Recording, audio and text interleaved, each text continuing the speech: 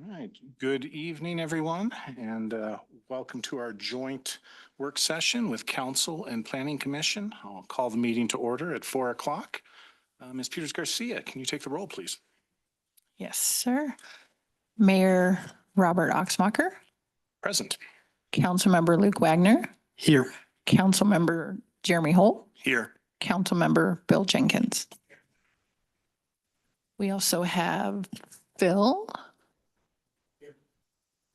Wendy, and Tom from the Planning Commission. Very good. Thank you, and welcome Chairperson Goldstein and Commissioners Wood and Newland. We appreciate you joining us here today.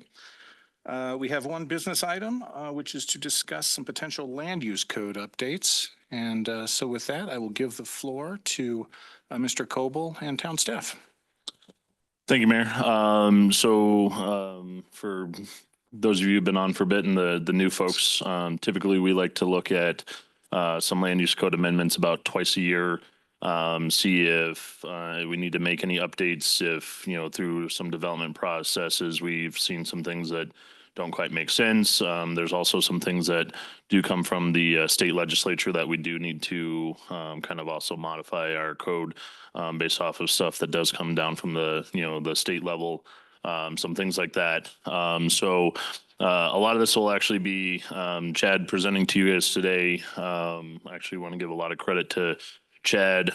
He's worked tirelessly over probably the last 3-4 months, putting all of these amendments together, doing the research, putting the language together. I want to give him some props for that one, as this is not a insignificant project to take on, especially when you're doing a lot of different research on what's appropriate, what's not appropriate, what are other codes. He's done really well with that. And then we also will have Logan. She'll touch on some of the land use code amendments that you saw in your packet on oil and gas. So she's also done a lot of research on the oil and gas regulations, which has been beneficial. And then I'll also give one last shout out to Lindsay, who is our planning permit tech and GIS analyst. She actually helped with Logan on some of the maps that you'll see. That really kind of gives a better idea of the oil and gas regulations that we'll go over. So with that, I will turn it over to Chad to kind of hit on each one. And what we'll do is Chad's got a presentation that he'll go through. If you guys want to stop at one and actually get into a little bit deeper dive, we can kind of discuss those, or we can kind of have Chad go through all of them, and then any notes that you guys have, we can then get back to them and touch base after we get through the whole list. I'll leave it up to you, Mayor, on what you want to do. Great. Thank you very much. My thought would be let's have a presentation on each item, and then let's pause and see if there are questions from Council and Planning Commission.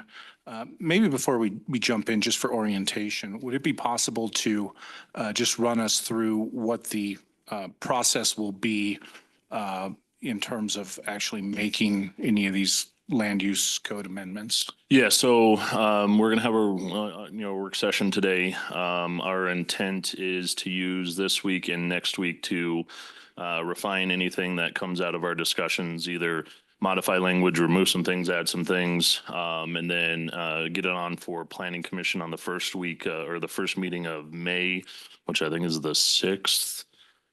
Let me look at the calendar. 7th, sorry. The 7th at Planning Commission, and then the following on the 14th would be the first reading with you as council as an ordinance, and then the second reading on the 28th of May for adoption. We'll kind of have this work session and then go through those public hearing processes in all of May. Okay, and there'll be a public hearing both at Planning Commission and at the second reading? Correct. Yep. Great. Thank you. Mr. Kemper. Thank you, Kevin. And again, thank you, council and commissioners, for adjusting your time to be here to help facilitate this. For those that are new to the council, typically what we have done in the past for these updates, or we would bring those forward to Planning Commission, Town Council, get our feedback there. We have shifted to put it into this format for these work sessions to gather a little additional feedback so we can provide a cleaner document to you guys when it gets to you at council. And so what was presented to you in your packets was in a numerical order of how they are represented in the code. In addition to that, I had highlighted some items that were a little larger that would likely require additional discussions. Not to say that all these will not have a discussion with them. Some of these were just anticipated to have more feedback from council. So my presentation will be a little combined. I will have a few slides on the earlier ones that are all shortened and condensed into one, but we can definitely discuss each one individually. So the first request or proposal that we have is for Article 1, both sections 110 and 111. So this is simply just adding the language of costs associated with staff time and changing actual costs to be that. This is just in alignment with our updated fee agreement, just to ensure that all costs that are related to staff's time would be accounted for, not just actual costs. So that's just a clarifying item there. We can discuss either one of those if you would like. Questions from anyone? I did have just one question in terms of how we assess cost for staff time. Is that recovered through application fees, or do we separately track and bill them for staff time? Yeah, so that would be a separate cost, but Kevin has been doing this process to get us shifted over to that. And Lisa can also chime in if needed. So what we have with the development applications, as Chad mentioned, is it's called a fee agreement. It's basically an agreement with the applicants that they will cover basically hourly staff time on projects. So anytime that we're doing review meetings, anything associated with that project, we essentially in the previous model, before there was more on staff and it was consultants, we would always track that time and then it would get billed back to the developer to cover that time. Since we've turned over to the more staff and less consultants, Lisa and I have had a lot of conversations on how do we actually get to that point of covering that time. So what we've come up with, at least for the remainder of this year, is we have basically a development time keeping software that we're going to be utilizing, or we are utilizing now with staff to essentially keep the same process of here's how much time each staff member has spent on, development review meetings, all of those sorts, to where then at the end of each month, Lisa and her team in accounting can put together an invoice that then gets sent back to the developer as it normally would. So that's how we're doing that for now. The intent with this, the software also keeps track of time per application type. To where we might look at the end of the year, do we need to just modify our application fees to increase them instead of doing an hourly rate change? But at least this will allow us, this code change will still allow us to do that as staff time, not necessarily consultant time. Okay. Now, as we talk about consultant time, is that something that we can still recover? Yes. Is that separately listed? How do we make sure? It's within our fee agreement, or the way our fee agreement reads is that it's both consultant and staff time. Okay. And Carolyn, do you think our language is clear here when it says staff-related time and costs, or do we need to? So I have some changes that I'm planning to present to the planning staff. And one of the changes was to make sure that it says consultants and staff time. Thank you. Just so I'm understanding too, this would be above and beyond cost, separate from normal application or, development cost. So these are, you've had to go back several times, and because of that, there's costs associated with it, or where is the additional cost coming from just the normal application and I guess fee for development? Well, I mean, there's really, so currently our application fees are very minor to where, honestly, these application fees would promote subsidizing development just because, on some of these fees, they're $500 to where that doesn't even really cover admin time to from that standpoint.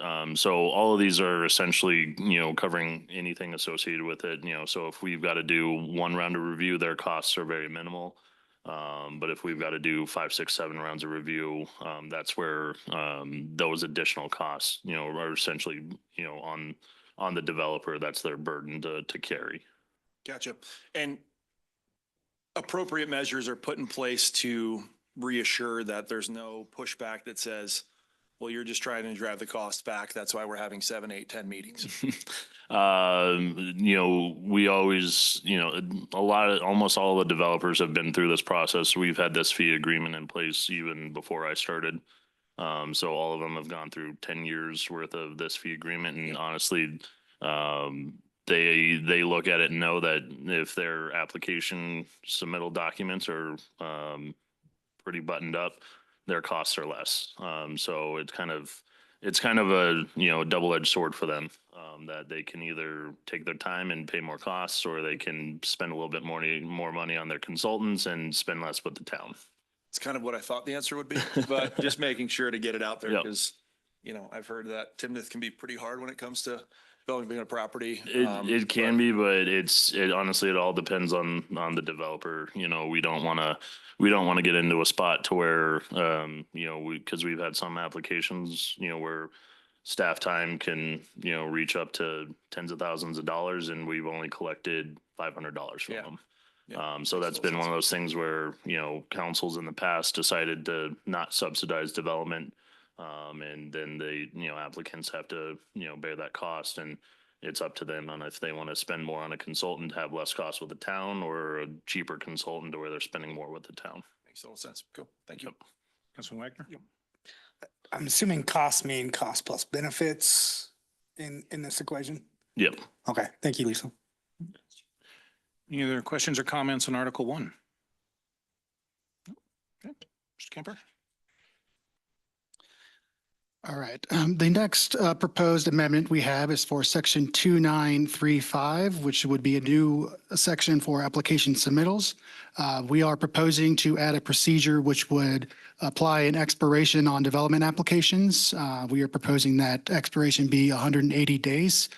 Essentially, if a application goes through the review process and staff has issued comments and that application goes dormant for those 180 days, it would then become null and void, requiring them to resubmit. This is an attempt to avoid having those applications out for extended periods of time. With this, there is the ability for the director to allow for an extension. And so there is a little bit of flexibility in that, just puts it in the developer's realm to make sure that they're being diligent in their process. Councilman Wagner? So Chad, if you think about the past, or Kevin, how many do you think would have gone over these 180 days? How many occurrences might we have had of this? I can say that there are currently a few applications that are still active that have well exceeded this 100-day application. As far as a number, Kevin may be able to give a little more insight, but it is something that is reoccurring. Yeah, I don't know of the exact number off, the top of my head, but there, in years past, we've had some applications that will get submittal, will return comments in, January, but then they don't come back to the table until August, September, October, kind of a situation. And, at that point, either like a situation like this where there's land use code items that have been updated, that, or within that time, other standards might have been updated and changed. It's just more or less to make sure that, we have a development application that is, wanting to move through the process, not essentially try and, beat a timeline of something. Like if they know there's some, code change or something that's coming forward that they just want to get something in, to then, or there's a development agreement that it's about to expire. They don't want to get something that's just going to come in to save a spot and wait for 2 years, to then kind of finish off the process. Okay, thank you. What are communities doing around us? Is 180, I just questioned, that seems like a long time, but it doesn't seem like a long time for what you guys are dealing with. So are we kind of aligning ourselves with communities around us or? 'Cause Yeah, so I would say do it less, but. it sounds yeah, like that's so not I did possible. evaluate other communities around us. I believe that this one was mostly aligned with Fort Collins. Theirs was a 180-day requirement. Others were within that similar timeframe, but I think we'd be happy to discuss any recommendations from council to amend that. Yeah, and the reason why I think we were kind of sticking with 6 months as well, and Don can probably attest to this, and if Justin was here as well. If we've got a larger subdivision that there's a lot of comments that come back from, say, engineering on they need to modify drainage and storm sewer and a whole bunch of things. On just if there's a whole lot of revisions that need to get made, they could get to 3-4 months of just consultants engineering time just to redo a whole entire plan set from that standpoint. So that's kind of where we were comfortable with the 6 months, just because it still gives that latitude, for somebody that has to kind of work through some major changes, for drainage or something, that they have that flexibility. Thank you, guys. Councilmember Jenkins. Yeah, in the middle of the new paragraph, where it says which extension may not, this is in the one-time extension, which extension may not 60 days. I think you need the word exceed in there. In my opinion, the 180 days seems reasonable. As well as the discretionary 60 days, because there could be extenuating circumstances. So seems reasonable. Commissioners, anything? All right.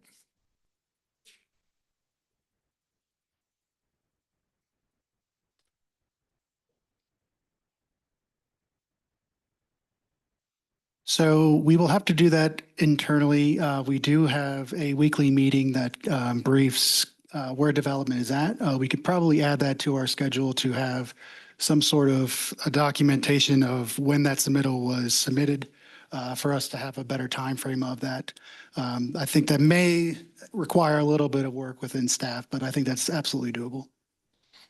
Yeah, and typically when do we have conversations with applicants, after comments are issued, to where, there's give and take back and forth, so where, we're either aware that they're still working on items or stuff. This is just more of if somebody just goes dormant on us, just kind of doesn't want to, either move forward and they kind of just disappear on us, from that standpoint. So there is some tracking that will have to be done on our side internally. But typically it will only apply to somebody that truly does go silent on us, because we typically have fairly regular conversations after comments are issued for applicants. Yeah, and I think we could also add that to our comment letters back to these applicants, stating the condition that this must be resubmitted within these 180 days. That way we could catch it. If it was resubmitted, we could also flag that as something that needs to be resubmitted as a new application. Councilman Holt. And again, this is left discretionary. It's not a hard fast after 180 days it's gone, because to your point, if they're in the middle of a process, whether it be engineering, what it might be, you guys have the discretion to say, yep, that's fine. It's going to take you, as long as communication is open. Or is this hard fast at 180 days if it's not? Where does that stand? I would say the way that it is written, it gives us the flexibility to add an extension of 60 days, but that would be the limitation on that request. I may have differing opinions, but I would say that that was the maximum of what could be allowed. And there wouldn't necessarily be discretion as far as communication of, we'll work on this or let you continue past that point. It would just be those 180 days plus 60. So there's no loopholes where I can get to day 170 and say, well, it's now going to take us 3 more months. We're working on it. We haven't gone silent, but we're not going to be within the 180 days, right? So there is limitations, so they can't drag it on. That is a fair point. Yeah, but I would hope that all these applicants, we can stay in communication at early stages to where that doesn't become an issue. Okay. Sounds good. Yeah, just a quick question. When you get an application, is there a time frame from the submission of application until you provide the first series of feedbacks? Yeah, within that initial submittal, is that what you're referring to? Yeah, when they first submit. Yeah, so we have a 4-week review period for that initial submittal. And then any subsequent fast. would be 3 weeks of review from staff. Perfect. Yeah, Thanks. and I'll caveat that that 4 weeks starts from when it's a deemed complete application. So if somebody submits something to us that they're missing 2 or 3 documents, and The it clock takes doesn't them, start. yeah, the clock doesn't start then. The clock starts when, we've deemed that it's a complete application. So it could take 3 weeks for them to get those remaining documents in, and then that's when the clock starts Yeah, from so that standpoint. pretty responsive, Yeah. really. Anything else?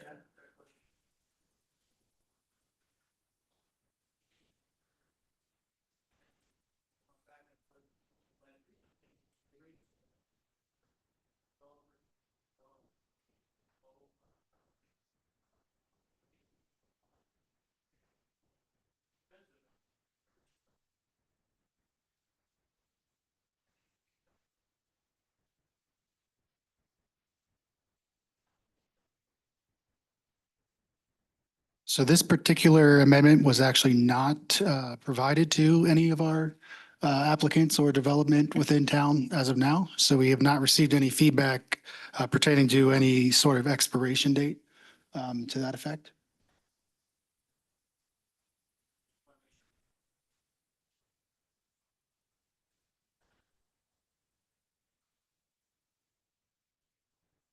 Yeah, and Tom, I don't think an expiration date of submittals would necessarily, give them any kind of pause to say, they don't want to move forward with an application from that sort.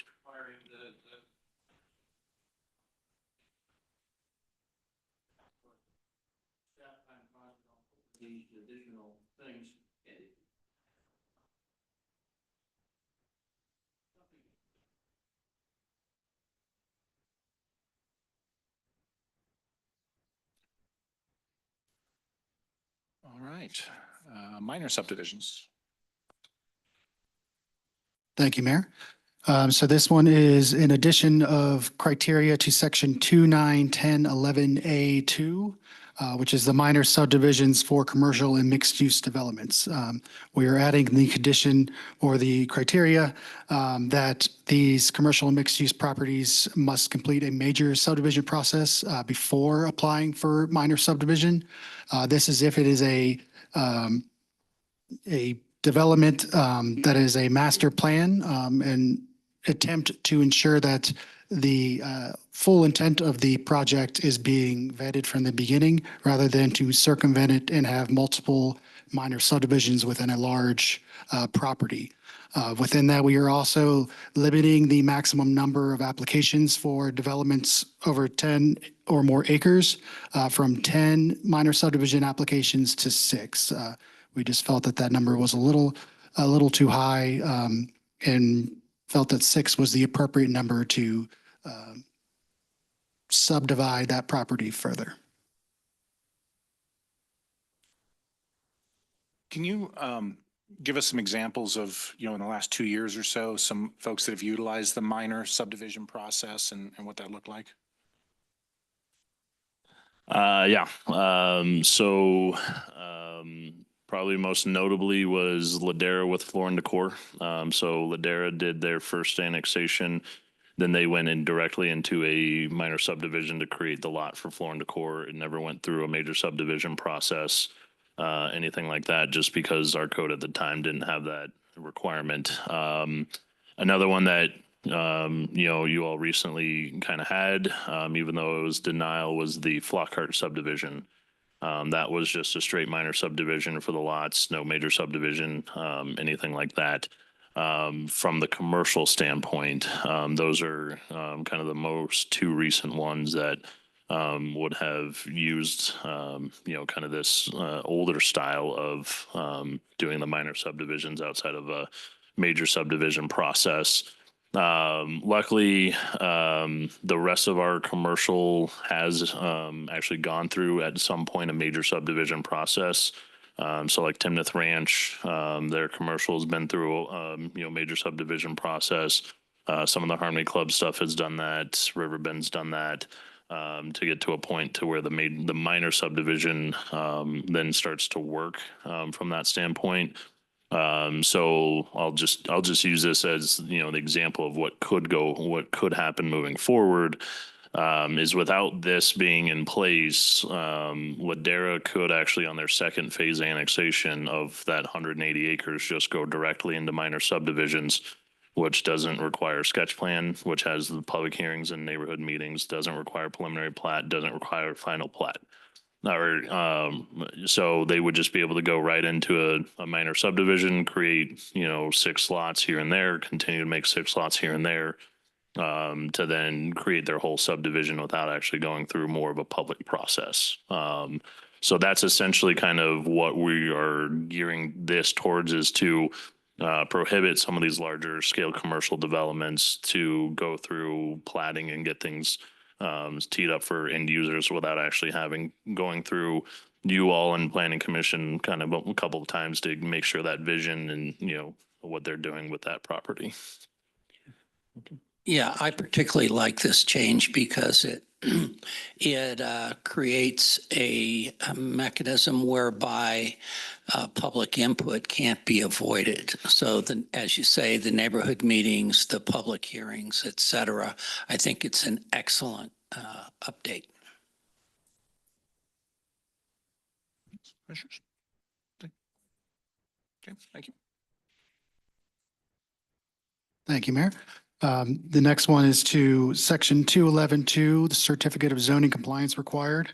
The code currently has the requirement to provide a certificate of zoning for new uses to ensure their compliance with the approved zoning district of the property. And so we typically, through this process, it is actually a compliance letter, not a permit. Carolyn, thank you for pointing that out. So that is just a clerical error there that we are just ensuring that the process is true and that it is a compliance letter and not a permit process. Thank you, Ms. Steffel, for keeping us honest there.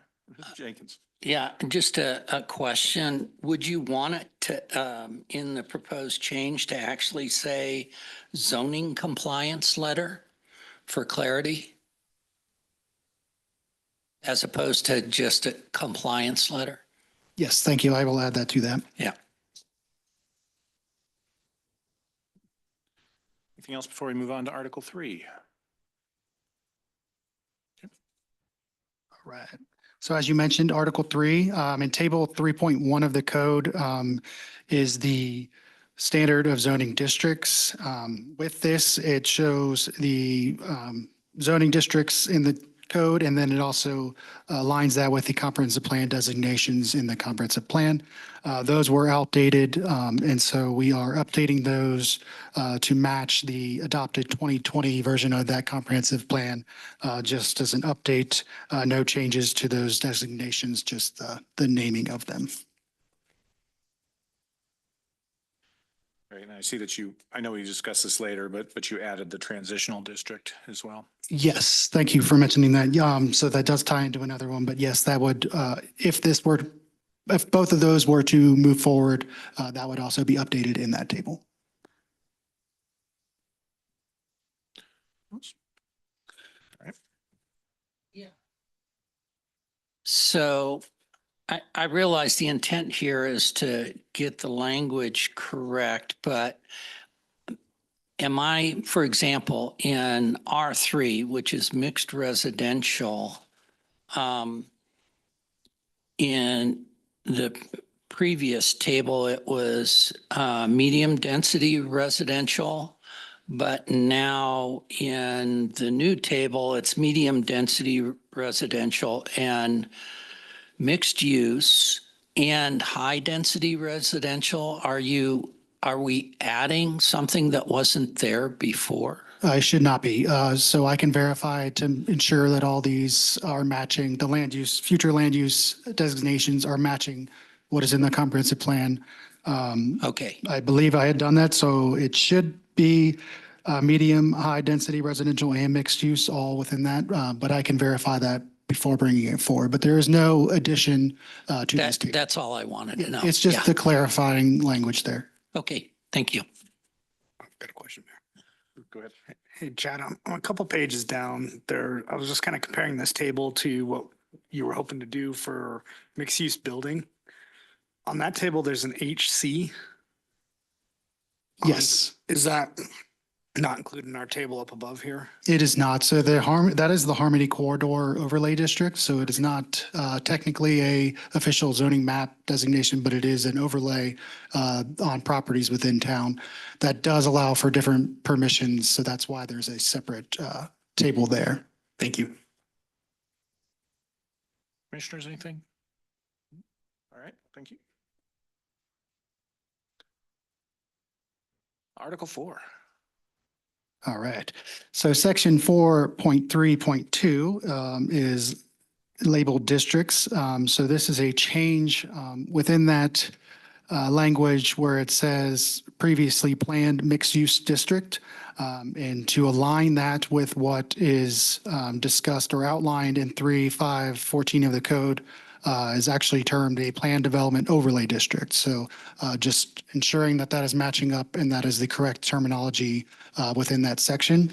Also, the final sentence is being requested to be removed, which states that in no case shall any use be permitted in a PD district that is not allowed in a residential or mixed-use district as designated in Article 3.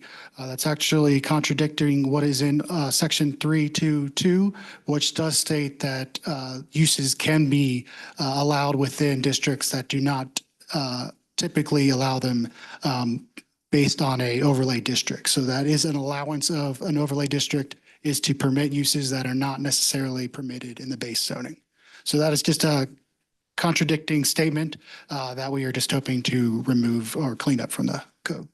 Great. Thank you very much for including this one. I know it came up in public hearing recently and was an item of contention. And I do think that the prior reading could be interpreted both ways. So I think this really cleans it up. Thank you.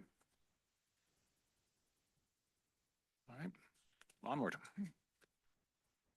Okay, as Luke mentioned, table 4.1, we are adding the mixed-use building and the table of permitted uses. We actually have this as a defined use in the code, however, it was not included in this table. So we are just adding that to anything that is in a mixed use zoning district or commercial, as there could be development that does have a mix of uses within that, and we are just permitting those in those districts. I did have a question there in that all of those are listed as permitted as opposed to conditional or permitted with conditions. And I'm just curious what the thought process is there, and do we want to be this permissive or have a little more control on these? Yeah, so that's a great question. Just as staff's perspective, we felt that a mixed use development would be permitted or is permitted in all of those districts. And so just the building itself, not necessarily what the use is, would be something that could be permitted by right in all of these districts. Open to any conversation or suggestions from council. My thought is this might be one that we may want to give some more thought to and just make sure that we really do want to be that permissive.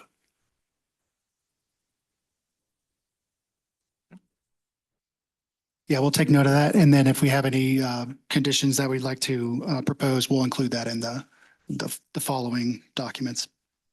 Thank you. Commissioners, anything? Councilors? Okay.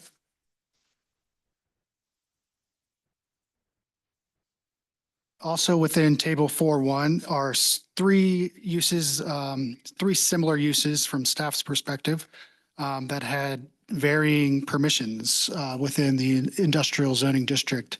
And so we thought it would be best to have those be the same permissions across the board.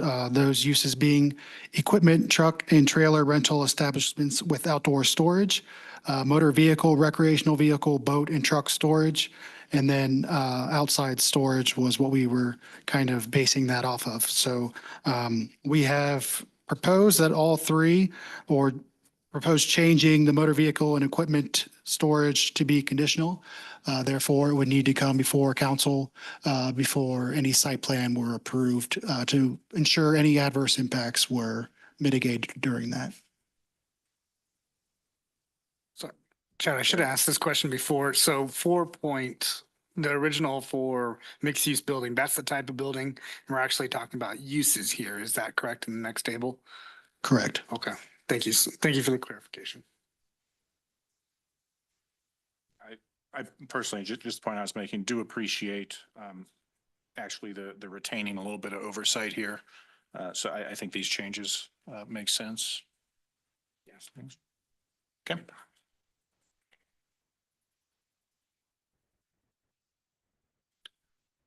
Next, within Article 5, the town has established a block diversity criteria, which aids in staff's review of subdivisions when they submit for building permits to ensure that there is variation between homes so we're not having the exact same home over and over again. Unfortunately, there was a section that is from the previous code that was not brought over, which is for standards on the garage orientation and sizing. So this, although we have been still using the criteria, this is from the block diversity form that these developers get. We still have been enforcing that. This just gives us a little more teeth to say, hey, it's actually in the code. So I need you to meet all those requirements. Go ahead. In number 2, I just have maybe it's a misprint. Should that say sidewalk or property? So should this say sidewalk or property line instead of in that? Yep, absolutely. Okay, thank you. And in number 3, it talks about says no more than 2 standard garage size doors. How do you guys determine what is standardized garage size doors? Yeah, so we've typically evaluated that as a 2-car garage door. I believe that is, I'm blanking on the sizing of that's 16 feet. Width is the maximum sizing of that. So we would allow for 2-car garages within that home is basically what that says. So how many feet would that just be? 16 total is what you're saying? 36. 32. 32. Or so 32, it'd be- sorry, yeah. Yeah, 32. 36, yeah. I'm thinking 16 too. And is there somewhere that's clarified within this, or is that something you present to developers for that? That has just been the standard that has been in practice that we've seen, but I could absolutely put that in there to ensure that they're not interpreting that differently to request larger doors. What we could do is we could say no more than two garage doors up to 16 feet in width are allowed. Because there are some single car garage doors that can, even though they're not necessarily 8, they can be 10 feet. Some things like that, but this just basically allows for a home builder to do up to two car garages from that standpoint. So we could change that language to say no more than 2 garage doors up to 16 feet in width each from that standpoint. Yeah, Thank just you. further clarifying that we can Yeah, do that. thank you. And in that one, sorry, one more question, Bill, sorry. Yeah. So in this top part, it says alley access garages are encouraged. I haven't seen that much around developments around Timnath. I think the most recent one might be Trailside. Mhm. Is that right? So are we encouraging those with smaller footprints? Is that why that's encouraged, or are we actually doing that through other developments? Ultimately, it's just the intent to diminish that impact that a garage has on the streetscape as you're walking amongst or around any development. There are some other developments in Timnath Lakes that is also doing a rear loaded as well. Timnath Ranch is also doing that, and some of our townhome products too. So So we are actually encouraging it, which is great, right? yeah, Okay, Thank you. Yeah, That was my ultimately, question. we just don't want garage doors fronting everything. It just can Yep. become a clutter, so. Okay, thank you, Chad.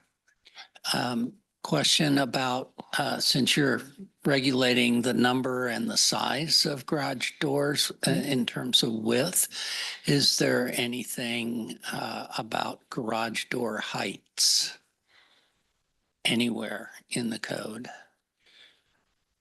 I'm thinking, I know in parts of Timnath Ranch, there are some older homes with very large, very tall garage doors. In fact, they have garage doors on both the front and the back side of the house. So I'm wondering about that. Yeah, so the height of these doors was not accounted for in this previous code, which is what this was drawn from.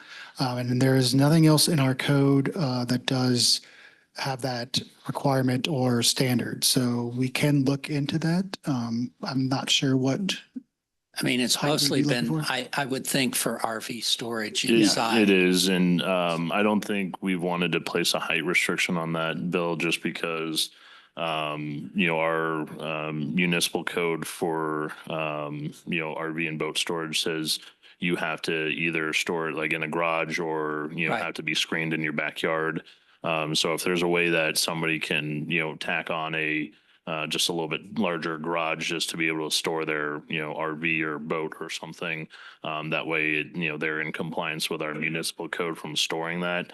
That could be more encouraged from that standpoint. So that's why we really haven't gone down like a garage door height just to kind of allow for that flexibility for. And what about double garage doors front and back? We don't have anything for double front and back. I know some folks like to do that if they've got like a riding lawnmower. They have the second garage door kind of off the back so they can, have easy access in and out, but that's not a requirement that we've ever done. Okay. But it's, if it's something that you all want to consider, we can look at that too, but that's just generally why we haven't kind of. Yeah, no, I was just curious. Yep. Councilman Holt? No, I'm probably in favor of someone's going to build a custom, normally it's going to be a custom home. That's not going to be a track home that has higher doors that you allow them that same right to put their toys inside of it as long as it's done tastefully. Commissioners, anything? Okay.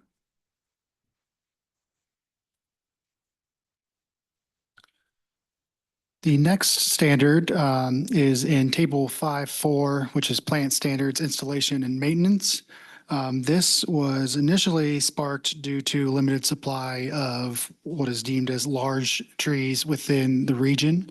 And so we've tried to simplify what this criteria would be for plantings at the time of development or of which they were planted. And I apologize, I've actually simplified this a little further than what is in your packet now. I've printed extra so I can give you more, but I can just read you what the changes are in here.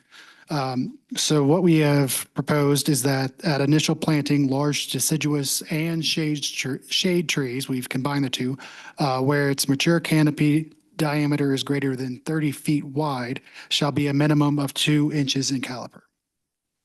And then we have stated that ornamental trees where its mature canopy diameter is less than 30 feet wide shall be a minimum of 1.5 at planting.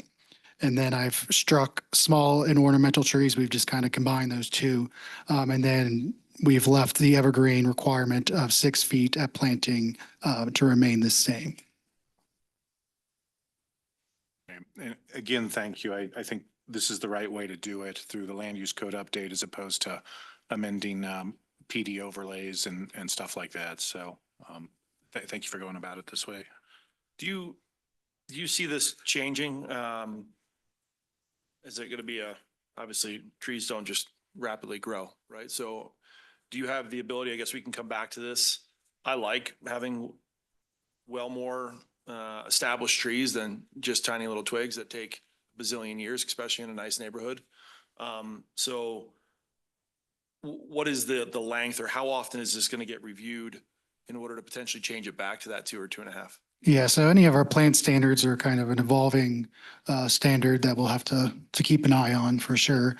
This one actually was because this requirement was, we were requiring a little bit too large of a tree at that time. So we've seen that it's just not something that is attainable right now. And we understand that due to the climate and everything going on as far as what's allowed. So I think this is something we'll continue to monitor. Yeah, we will.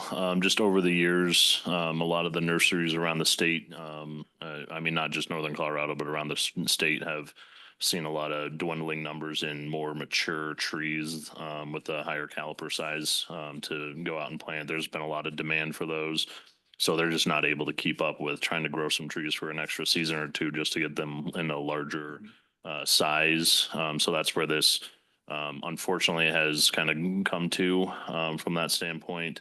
The other thing that's kind of a slight factor into this is the state recently also did some legislation that basically for landscaping and commercial, and it kind of ties into, you know, some other areas too, that trees and plant species need to be native to Colorado or hybridized.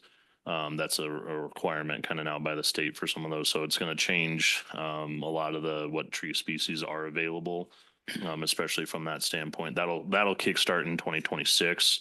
But just kind of, I think a lot of this will kind of change over the years just because there's going to be a lot of differences. We'll have to adopt that same as the state. Yep. And then this will get changed at that time. It doesn't necessarily, because this just talks about the size of a tree. That one's more actually kind of talking specifics of plant species of what's allowed. So there'll still be native, you know, there'll still be some hybridized or native trees that, you know, can be utilized, but they're just different sizes. And this is just for clarification, this is purely on new development, right? Because HOAs inside of current developments, I know ours requires 2-inch or whatever it may be. Yep.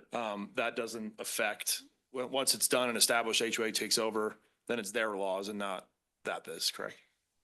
Are you, like, if you're talking about like in your front yard? Yeah, or the, you know, what butts the street, you know, the. Yeah, green if belt if that you're we have talking to- about like what's in your front yard, they'll take over from that standpoint. Okay, make sure. Typically with the street tree, that's in the town's right of way, so it would have to fall under this criteria.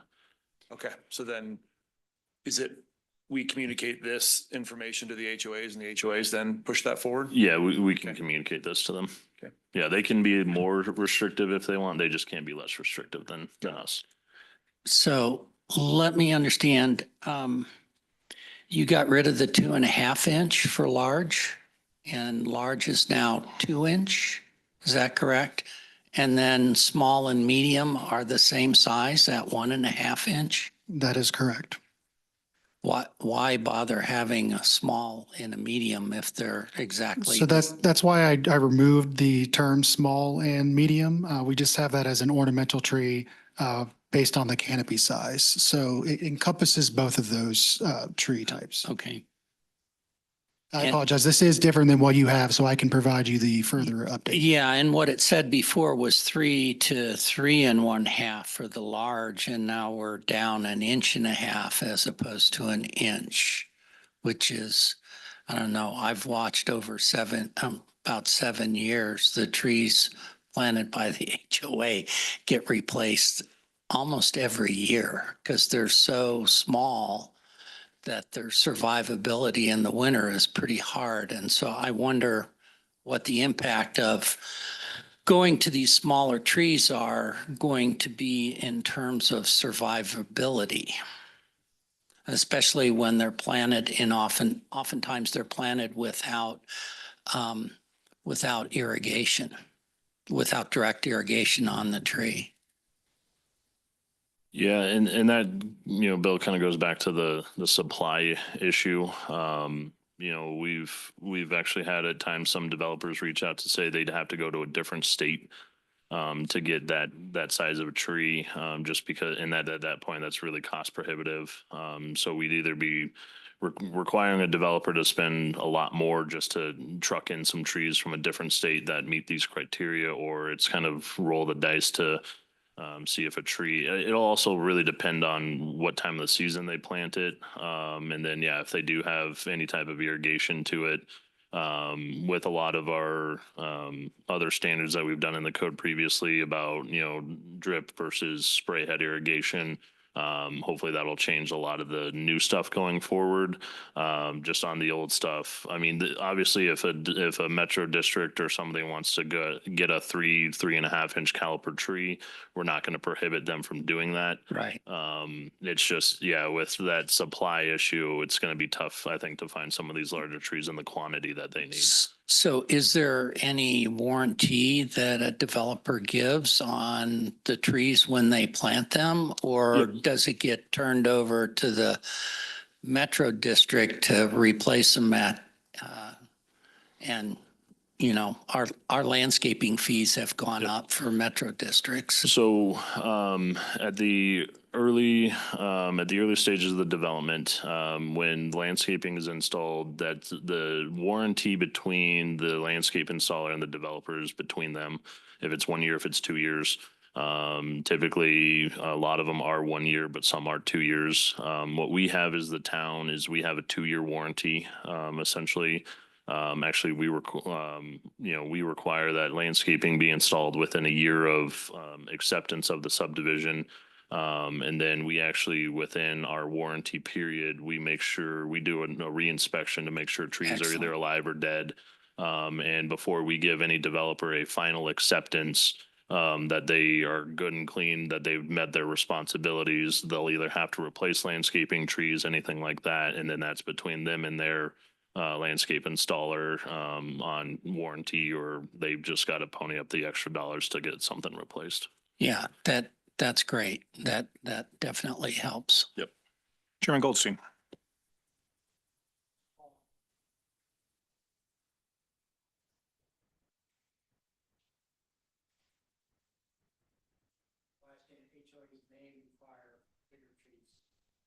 Yep, an HOA can be more restrictive. They just can't be less. Like if our requirement was 3, an HOA couldn't necessarily come in and say, I'm going to do 1.5 inches from that standpoint. But if ours are 2 and they want to do 3, that's well within their rights.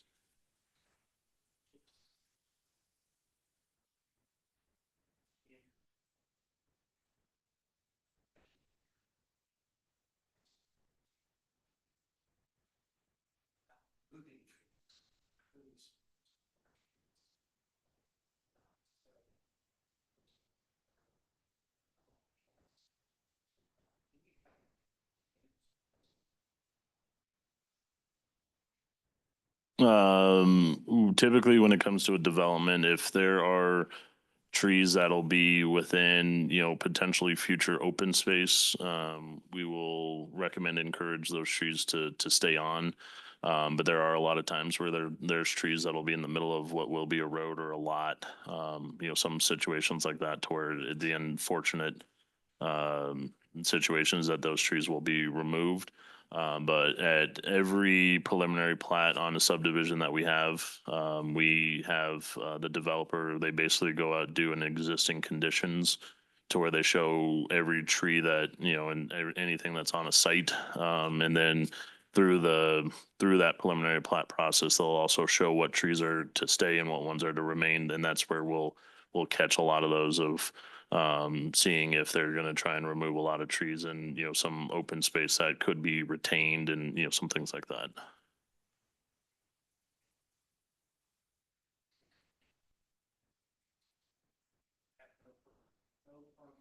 No. No, since we don't really have a forestry department, it's kind of hard to actually determine if a tree truly needs to stay or not from that standpoint, especially from like a health standpoint. Yeah, in several of the places I've lived in the past, they've had what was referred to as a heritage tree ordinance that was applicable to trees over a particular size. And I had to take one out that was diseased, and it required a permit, which then caused somebody to come and look at the tree and agree that it needed to be taken down. And I believe the standard was 30, it was pretty big, 36 inches. I can't remember if it was diameter or circumference, but it was a large tree that was diseased and it was close to the house. So I'm wondering if it might not be worth it looking at preservation of heritage trees.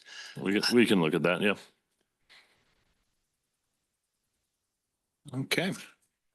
Onward. Thank you, Mayor. In addition to the forthcoming changes to the town's buffer yard table, staff is also recommending adding some specific guidelines around parking screening. And again, this is another one that I have had some further discussions with other colleagues about how to phrase this, so I can give you an updated version on this as well. But basically, what we would be doing is changing criteria 2 within this location and screening of surface parking and driveways. Ultimately, this change will say, parking areas and drive aisles shall be screened from any street with plantings such as shrubs and evergreens, fences, masonry walls, berms, or combination of walls, berms, and densely planted beds. Plantings shall be installed to screen a minimum of 75% of that buffer area at maturity. There is not a current standard now as to how much that planting should be. It just states that planting should be required or provided. So that just gives us a standard as staff to give a little bit easier review, making sure that that is being met. In addition, we would add criteria 3 that parking buffer yards shall be a minimum of 5 feet in width. This is not including any vehicular overhang areas, which is often 1.5 feet in width. Parking buffer yards must be installed between the parking lot and sidewalk of adjacent streets. Added criteria 4 would then be parking screening shall provide a minimum visual obstruction of 3 feet above the parking surface.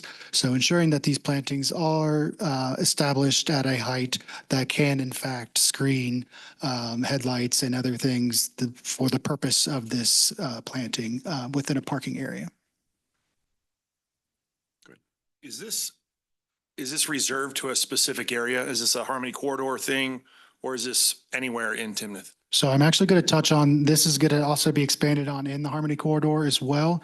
But this would just be within any parking lot within the town. So any development that has parking would have to have some sort of plantings around that based on this criteria. Is it required that Jeremy goes and builds a commercial property?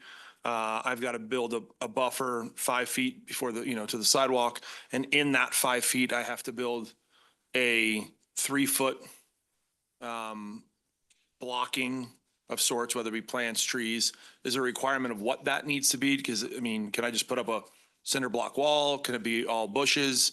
And is it have to be 3 feet at planting, or can grow to 3 feet? How does that work? Yeah, so it would have to be for the height, that would be visual obstruction of 3 feet at maturity. So we would, at minimum, that has to be at least 3 foot tall planting within that area. The way we have it. Can I jump in real quick? Yeah. Only because that's where I guess that's where my question is at maturity. So if I plant something now, that's obviously, it's not mature and it's not ready, but in 5-6 years, it could be 3 feet, but right now it's 12 inches. Is that good enough? Because at maturity, it'll be 3 feet. Is it good now, even though it might take 5+ years in order to do it? Yeah, if that planting is deemed to be a species that gets to that height, yes, that would meet that requirement of. So I guess what is the point of this is, to your point, for lights, so we're not blinding someone driving by it, someone turns their lights on. But if it's operating now, but it'll take potentially longer term, I don't want to Tom's point, I don't want to add more onto developers, but if the point is to accomplish something, I would want it to be accomplished and not accomplished in 5 to 10 years, if that makes sense. That does. And within the change to criteria 2, we would allow for the review of the combination of other items such as a wall, different things like that. So I think this may be one that maybe we can discuss a little bit more about what that criteria is at construction. If this is to ensure that is at the construction Or point. maybe even just set it at a minimum, a minimum that's got to be at this, it can't just be, a couple inches off the ground knowing it'll grow to 3 feet, but it's got to be a minimum of this with a maturity, lifespan of a certain time. I think even though if you plan something, but it won't be ready to go for a long period of time, it kind of defeats the purpose of what you're trying to accomplish. Yeah, and most of those plants, it's about a 2 to 3 season grow Yeah. from that standpoint. But I'll just kind of touch on, the point of adding cost. Nurseries, their whole thing is, they get plants established and then, they sell them off. They're not in the business of, we're going to wait Maturing three years for them to be mature and then sell them off from that standpoint. So even from that standpoint, if, we make a requirement that they be a certain height at the time of planting, could actually then force a developer to purchase plants early on, find a place to plant them, to get them mature, to grow, to then transplant them in to a situation like this. It could have that negative effect to it, just by kind of adding, that burden onto them throughout that process. But that this way it allows like the plants to actually be installed, and then in about maybe 2 to 3 growing seasons, it'll actually hit that mature growth and even a little bit bigger. Commissioners? No, okay.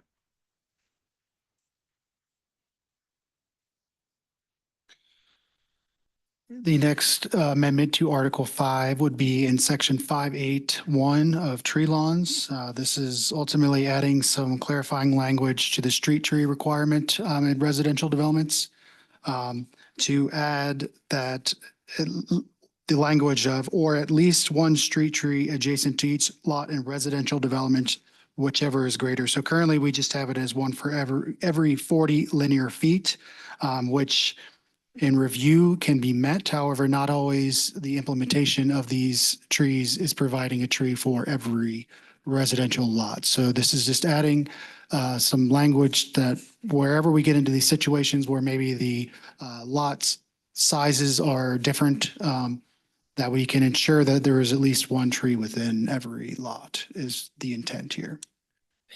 Yeah, I'm wondering where it says whichever is greater, you might want to consider using whichever is denser. Okay. I mean, I think you're talking about the density of trees, right?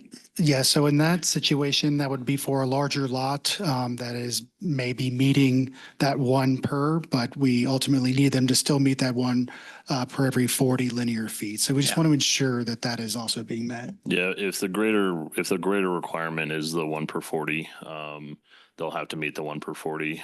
The issue that we run into is with lots that are 54 feet in width. If you've got a 20-foot wide driveway and then you've got a mid block cross ramp, or you've got a street light, there's a lot of times to where if you do the 1 per 40, because when we do landscape plans, driveways aren't known, because that's at the builder at that time of their discretion on when they build their lot. So when you got driveways that might be right next to each other, and then you've got street light on one side and a middle block ramp on the other lot, pretty much the 1 per 40 goes out the window from that standpoint, because there's nothing that they can meet the 1 per 40. But by saying 1 per lot, at least at a minimum they can do that. But then we have other lots that are on a curved radius to where their frontage is 120, 130 feet, to where they could potentially get 2 or 3 trees within that standpoint. So that's why the whatever is greater would apply in that scenario. Yeah, I was just questioning if denser was a better term than greater. I don't know if denser is, because it's it's a It doesn't matter. Yep. It's fine. Okay. Onward. Thank you, Mayor. Next, we are getting into some changes that we're proposing to the Harmony Corridor design standards. The first one would be within the description of the Harmony Corridor, and changing that to include industrial and residential properties or developments that are proposing greater than 8 dwelling units per acre. Currently, it is limiting, and the properties that are subject are just those that are in community, commercial, and mixed-use districts. This change, removing community commercial, having all commercial, would allow us the ability to review any development within these parameters under these design standards that are otherwise not included currently. I had a question. Why 8 dwelling units? What's magical about that number? Yeah, so we were reviewing that as some of our attached developments, some of our larger condos can be reviewed in the R3 standards, which is a minimum of 8 dwelling units per acre. Max. The maximum, I apologize. So we were reviewing it from that product type. Condos could be some larger townhome products that could use the town's enhanced design standards during that review. The likeliness of that happening, not sure that that will come forward, but we wanted to make sure that we captured that in this code for future development. Thank you. Next is section 51052, which is the building placement. So currently, the code has that buildings shall not exceed 25,000 square feet of single footprint adjacent to Harmony. But then also in item D, that the location of a hotel, big box retailer, grocery store may be accepted on a case by case. So we are simply just combining those two, removing the uses of hotel, big box, retailer, grocery store, just keeping it at the square footage so that if there were another development to move forward at that size, it could be reviewed as a case by case and by waiver approval, which would then kick to town council for their approval.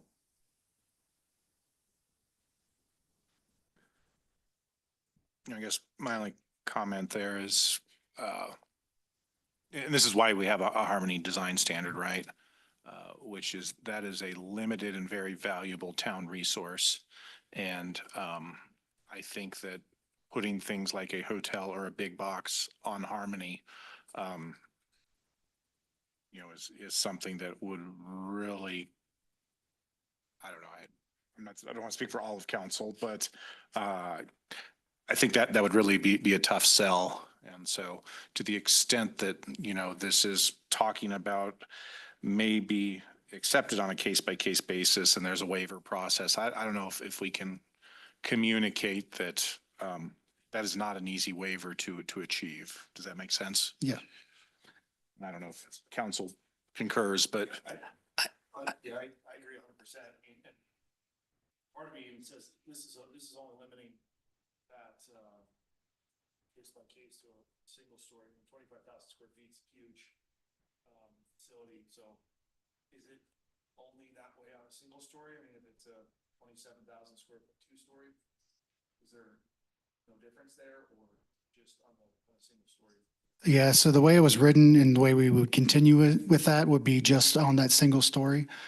This kind of came about as we've had conversations about uses that are outside of the hotel, big box retailer and such that may have a limitation based on their sizing. So this is something to where it's not just the ability for council to review the hotel, big box, grocery, but any user that may fit within the Harmony corridor that needs to have a little bit larger square footage. So absolutely, it would be a conversation with staff from the very beginning that this is a waiver that has been in place this is a criteria that's been in place in the code for years, and that it may be an uphill battle, but it does provide the avenue to have that conversation. Just as an example, Riverbend, the 2 buildings that have been approved there, what are their sizes? One's a 1-story, one's a 2-story? Yeah, the square footage of the 2-story is a combined 29,000 square feet. So they're about 14,000 on each floor. So even at that, just on the 14,000 of the first floor, it falls under that 25,000 square Right. feet of single. The liquor store, that one, just as in itself, is about 17,000 square feet. So there could be a development to where there's a little bit of a larger, inline shop that's a little bit bigger than the Riverbend. That could be over 25,000 square feet in size, but that's where we're kicking it into the waiver that has to come before you all to make sure that you're comfortable with something that's larger than 25,000 square feet fronting, Harmony Road. And that is the overall building itself, right? Because we don't ultimately know what it's going to be broken into. Yep. As far as the strip mall goes. Okay. Yeah. Yeah, so if the overall footprint of, an inline, building is larger than 25,000 square feet, that's where we're saying it's got to kick into you guys for a waiver approval. Based on, I don't know, Jeremy, what you're thinking, but I would almost think maybe you drop this down to 20. It feels large. Like if we're talking that, the liquor store, which is probably one of our bigger buildings, right? I'd just be concerned to the mayor's point about valuable resource. So I would propose maybe reevaluating that or looking at it differently. Okay, we can look at that. Yeah, I agree. Yeah. I think if it's, They really gotta want to do it yeah, to these standards. I mean, it really has to meet, in my view, if it's that big, it really has to meet some very special needs of the community and really have the community behind it as opposed to just having a giant building because it's more cost effective for the builder. Yeah, we can look at that. Chairman. The verbiage case by case, in general sense, these case by case, did that set any precedents? Use that or improve it on a case by case basis. Is that necessarily set a precedent?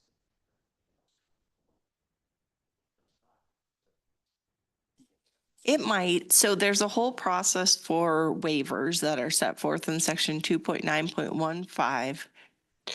And there are criteria that you have to consider. So were you to receive almost the same application and treat them differently, that might be a problem. But in reality, every land use application is going to be so different that there's always going to be a difference and a reason why one might be treated differently from another. It's going to be a different location. You already have a big location there. But the criteria should be applied uniformly to different applicants. Realize that we're probably a lot closer to build out on the Harmony corridor than you think. So this may be somewhat of a point, but you could have, particularly when you drop it down to 20,000, could have you could have several buildings similar size. So I just wondered if, because it seems fairly subjective. You said something, well, it's in the best public interest. That's pretty subjective. So I just wondered how limited or how restrictive or how problematic to use that particular. So this says that it will be reviewed per the waiver criteria, and the waiver criteria are set forth here. The waiver or reduction of the development standards required for construction of the development project at the density to which the project is entitled, and with all concessions or other incentives approved for the project. The waiver or reduction in the development standard will not have a specific adverse effect on public health, public safety, or the physical environment. And the waiver or reduction in the development standards is necessary because of application of the development standards, which would physically preclude the construction of a project otherwise meeting the requirements of the code or the intent of the code. So if you've approved one, I think you'd have to find that one of those criteria is not met. So maybe that the second application would have an adverse effect on public health, safety, and physical environment, but you'd have to have a reason for differentiating between the two applications.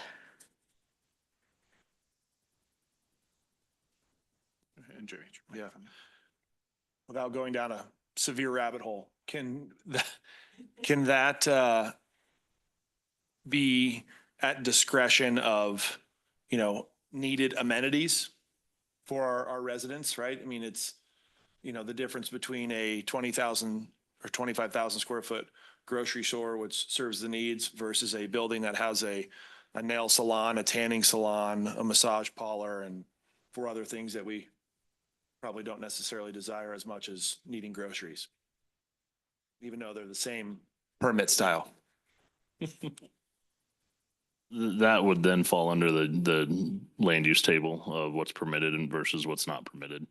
From that standpoint, if we get down and, into that rabbit hole, we'd probably need to be relooking at our land use table to see what zoning districts are allowing certain things versus not. Got it. Okay. Onward. Okay. Next, to Councilmember Holt's point, is Section 510.65, which is the parking lot landscaping within the Harmony Corridor. We are proposing to add the standard of 100% of planting beds be live ground covering, exceeding what would be for other commercial in town outside of Harmony Corridor, which we propose 75%. And this would be with the exception of vehicular overhang. So that would provide additional screening within the Harmony Corridor with any development there.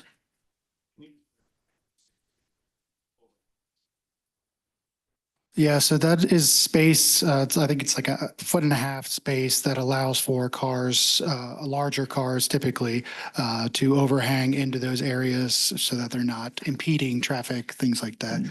Yeah, so it's a way of not having a truck bed go right into a bush. So it just gives you a little bit of flexibility there. Yeah, when you back your truck into a space and that back 3 feet hangs over, that's what we're talking about. God bless those things that be in bushes all day. Okay. See no questions? Okay. The next one is also, it applies to both sections 510.52 and 510.75, which is based on building placement. We're just adding clarifying language that the building be intended for the principal or primary buildings, the ones that are fronting Harmony Road. So there's not an interpretation that an accessory structure or something else could actually front that and then meet that requirement. We're just adding that to ensure that the primary use is what is fronting that road to encourage more interaction and more inviting space there rather than an accessory structure. Makes sense. Okay. Now we are in Article 6, Land Subdivision, Section 6.8, which is the contribution for public school sites. Currently, the town has dated calculations for how those lands or contributions are made up to Poudre School District. So we have put in language that ultimately kicks it to whatever the most recently approved IGA or intergovernment agreement between the Poudre School District and town is, so that we're not constantly having to come back and revise this section to ensure that these calculations or numbers are meeting. So this ultimately just kicks back to the IGA so that we can ensure that those contributions or dedications are aligned with that. How do these standards compare to what's currently in the IGA? And separately, could we have a situation where there's a need for a school building that falls outside the IGA? I don't know if we end up with some other district that wants to build something here, but do we need to account for that? For what we've gotten currently versus what the IGA is, it actually is it's slightly different. The only thing that's kind of really the difference is they kind of changed their definition for duplex and triple dwelling unit or triplex dwelling units. And then the kind of the multifamily calculation. And they even removed the mobile home aspect. Kind of a thing. So it is slightly different, not too significantly different from what we had here versus what the IGA states, because the IGA also does talk about the other thing that this will kick in is the cash and lieu fee per the IGA from that standpoint. So just tying it back to that IGA will also kind of actually solidify that a lot better for the cash and lieu instead of actual land dedication. standpoint.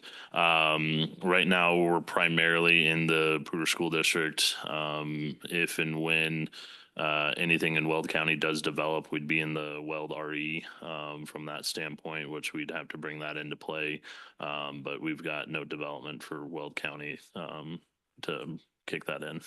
I'm wondering, do we say this is the standard unless there is an IGA, something like that to give us some cover? I'd defer to Carolyn, but I don't know if we just blanketly say in accordance with the most recently approved intergovernmental agreement with any school district. I don't know if we just leave it to be that generic, if that'll still cover it or not. Yeah, I think that as long as we have an IGA with each school district, that would. We don't have one with Weld RE at this point, just because we don't have any development with them. I think Robert's just trying to tee us up for the future that we don't have to come back and revisit this.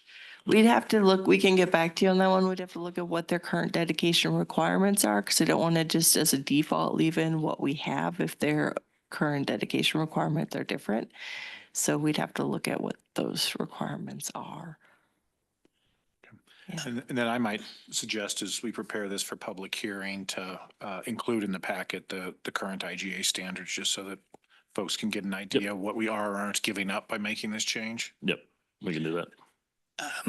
I had the same question about how it differs. But I'm also wondering if we couldn't, in the interest of transparency, since we anticipate that the IGA may change from time to time, would it be possible to put in a link to the current IGA in the code? So if somebody wanted to know what it was, they would be able to get it easily just by looking at the code. We can try and look at that. If anything, it would live on the municipal code. Yeah. With the land use code being a separate document, it might be a little bit more difficult, but we can see what we can do on that. Yeah. Or at least have it somewhere where it's publicly available. Yep. If not linked. Anything else on the schools?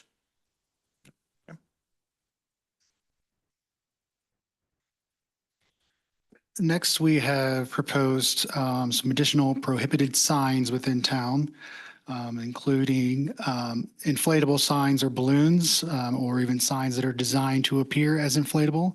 I have not actually seen this, but they do exist. And so we just want to ensure that if someone were to try something that was not actually a balloon, that it would also not be permitted. Also, any sign containing or consisting of strings of lights, ribbons, streamers, spinners, pennants, or similar moving, fluttering, or revolving devices. And also banners or wraps on construction trailers. So ultimately, we are having some issues with some of these specific sign types with the wind and different conditions going on here in town that could be problematic for safety and other concerns.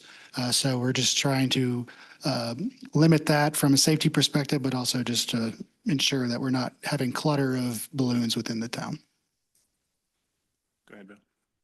Yeah, and I've run into the banners and balloons blocking the road. But I'm wondering if this, particularly 7.6.20, I'm thinking new baby, graduation, birthday. I've seen, fairly frequently signs in people's front yards celebrating those sorts of things that that are temporary and in many cases are inflatable. I can look into some additional parameters to that, maybe limiting those that are just for advertisement of development, things like that, just to add some clarifying language that maybe. Yeah, we can enforce that. so somebody could put a graduation or a birthday or a new baby thing in their front yard for a few days. We could say, inflatable signs or balloons other than for personal use on residential property. Yeah. We could That basically add does that it. language in. Will this, the first thing that comes to mind is any new housing development, right? I think there's probably one right down the street with a 40-foot streamer and a balloon, is that considered a sign since there's nothing on it? It's other than drawing attention to come over? Is there, because this says sign to me, I would say, well, that's just it's a, an attraction tool, not necessarily, there's no logo on it. Is there any wording that we need to put that specifies specifically, that we can't use balloons for any purpose if they're over a certain height, right? Other than I tie them on my mailbox, to Bill's point, and for the baby shower, right? What is allowed and what isn't allowed? And is there really, are we going to pay somebody to enforce, the 3-foot string on my mailbox, or on my front door that has a balloon for a day? Yeah, with the inclusion of this code, that would actually have a balloon as a sign. It would be under that criteria. But absolutely, I can look at some clarifying language here to ensure that this intent is for large scale balloons, advertising development of that such, so that we're not impeding on, single residential uses such as that. So I'll look into that and try and get some language And is worked there on that. any exceptions that, just throwing it out there, if somebody is having a grand opening of something and they want a 3-day exception, are they allowed to do that, or is this a clear cut? So we do have it within our permitted signs or exempt signs. There are some signs for grand openings, things of that. So we can look at that to ensure that it does capture this as well, maybe tie in an update to that code language, but would likely fall under that to where it wouldn't be something that code enforcement would make you take down if it is truly for an event or something of that. In that aspect, I would clarify a length of time, right? So now open sign at the vet Yep, clinic so across there the street, is- it's been up for Mhm. what seems like forever, which is great because now they're open. But if that's going to be limited, what's the time frame? I want to make, I would say, make sure that is clear and concise if we are going to allow it, or what the process is to get an exception. If they Yep, need to. that's a good point. There are expirations to those sign types. So we'll keep evaluating that, but there are limitations put on those for duration.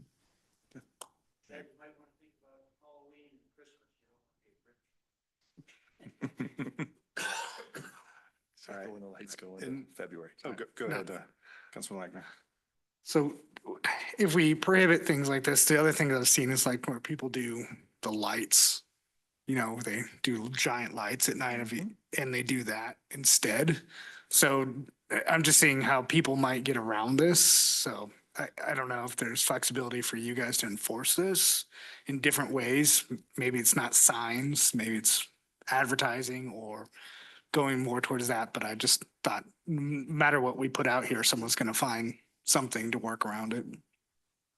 Absolutely, and that's fair, and that's absolutely what we do not want. So I will look into this language and I'll talk with code enforcement to see kind of how this could actually be reviewed in the field and come back with some new language in this. I'll just point out, being mindful of time, we have about 30 minutes left in the work session. We can certainly, if we need to, schedule another work session. But my hope is today that we do save some time to hit the oil and gas, so maybe make sure that we leave 10 or 15 minutes for that. Yes, so just real quickly then, I also included window signs as a prohibited sign. We can discuss that a little further if we need to. Staff felt that wasn't necessarily the best use for signage within a building since it is allowed, reviewed currently as a wall sign. So it can be still done and advertised without being too limited.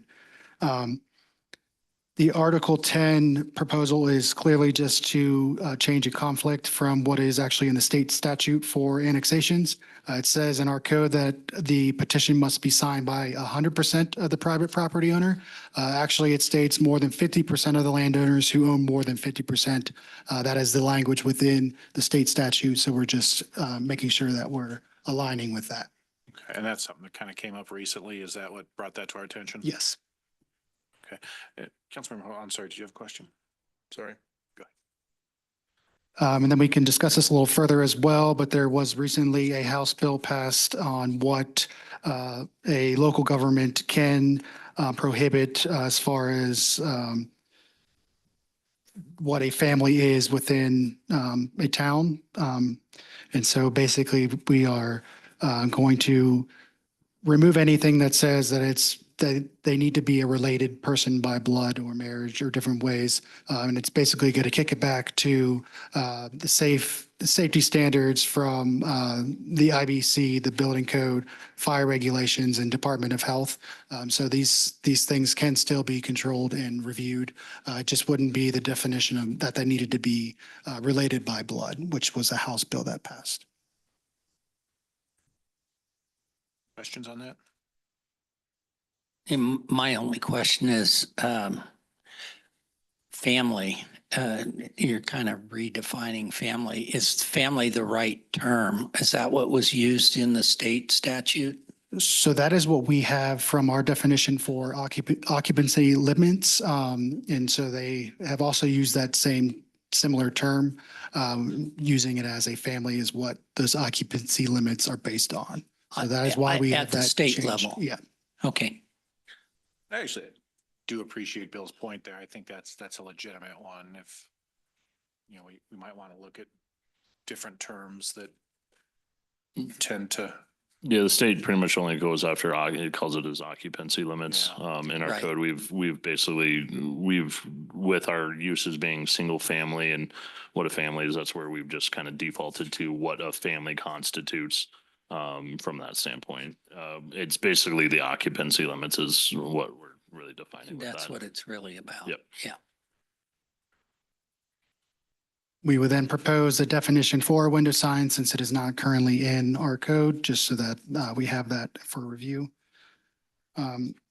Staff is also looking for the ability to create additional parameters around modifications to prior approvals. We're kind of coming into a situation where it's not a one size fits all as far as this procedure. Some things like infrastructure plans, construction drawings where a water line is changing. There's different parameters that we as staff need to further evaluate. We need to speak with engineering as well, but if we have your blessing, we would bring forward some recommended procedural changes to kind of divvy this up to have separate modification to prior approvals. I'm happy to go into that further, just for the sake of time.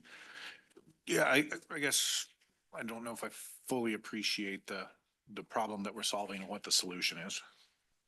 So the problem that we're up against is we only have essentially a one size fits all modification to prior approval, where one of the criteria is that they can't modify more than 10% of any measurable standard. That's the really subjective piece of what's the measurable standard.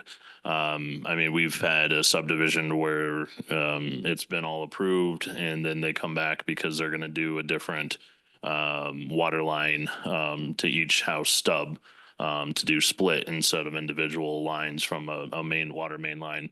And at that point throughout an entire subdivision, is that 10% changed across the entire subdivision water line?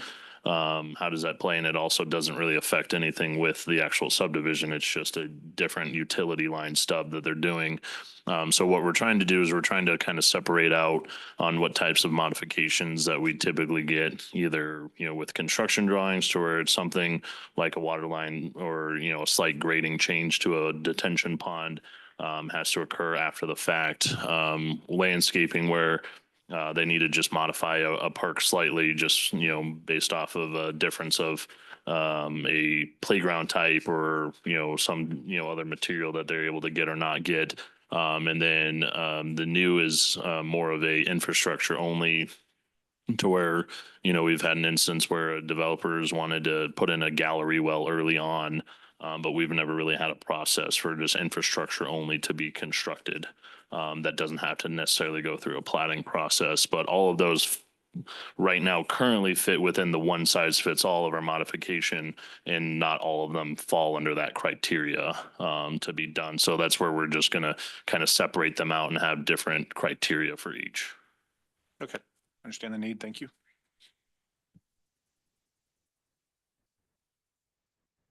All right. So the next proposal would be the inclusion of the transition zoning district, which is a temporary district to provide further flexibility for property owners, which could include the town on development that they are not sure of what their development plans are necessarily.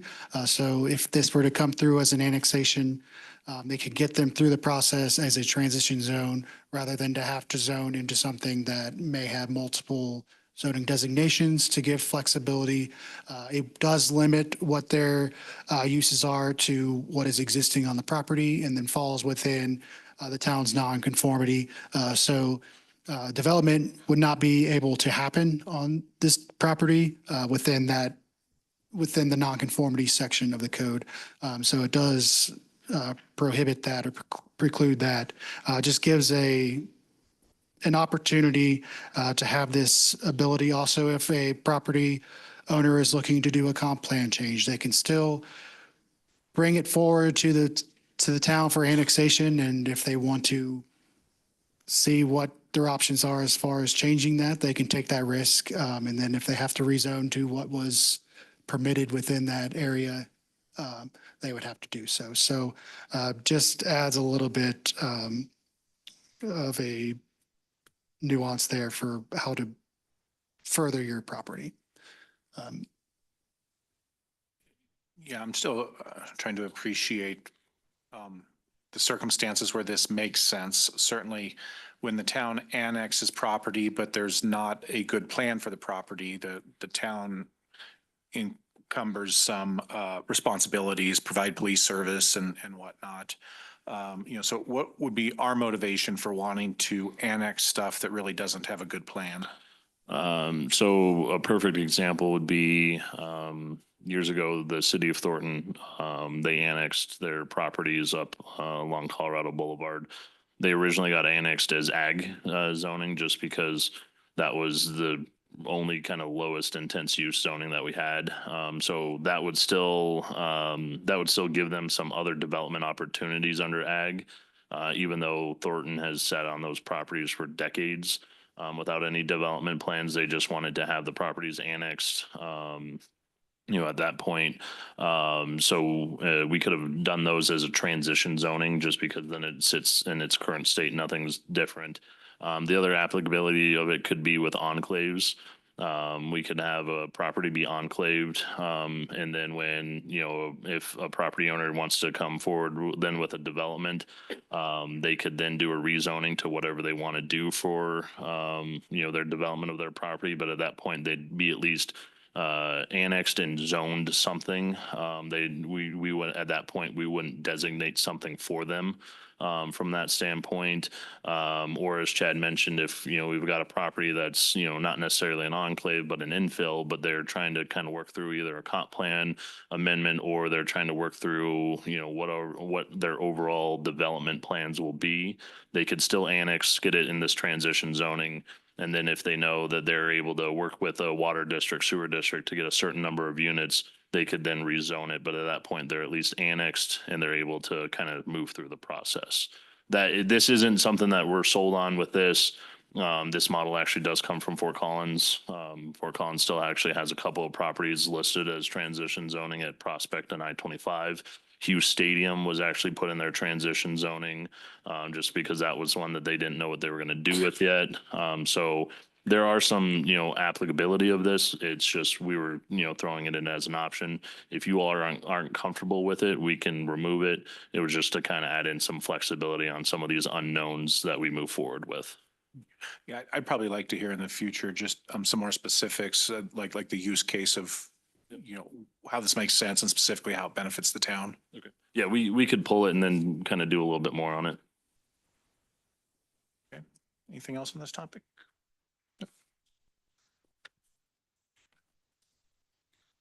Next, per the direction of council, we did bring back up the retail fuel stations, locations, and distancing.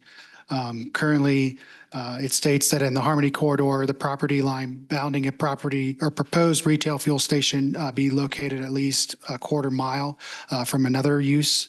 And then in all other zoning districts, there shall be no more than one at any four-way intersection. So at this time, staff is just proposing to remove the four-way designation distinction within that so that we don't get into a situation where it's a development with a different intersection that is not actually meeting that requirement. Within this, we have proposed or have a representation of what is the Maverick fuel station currently in Timnath Ranch.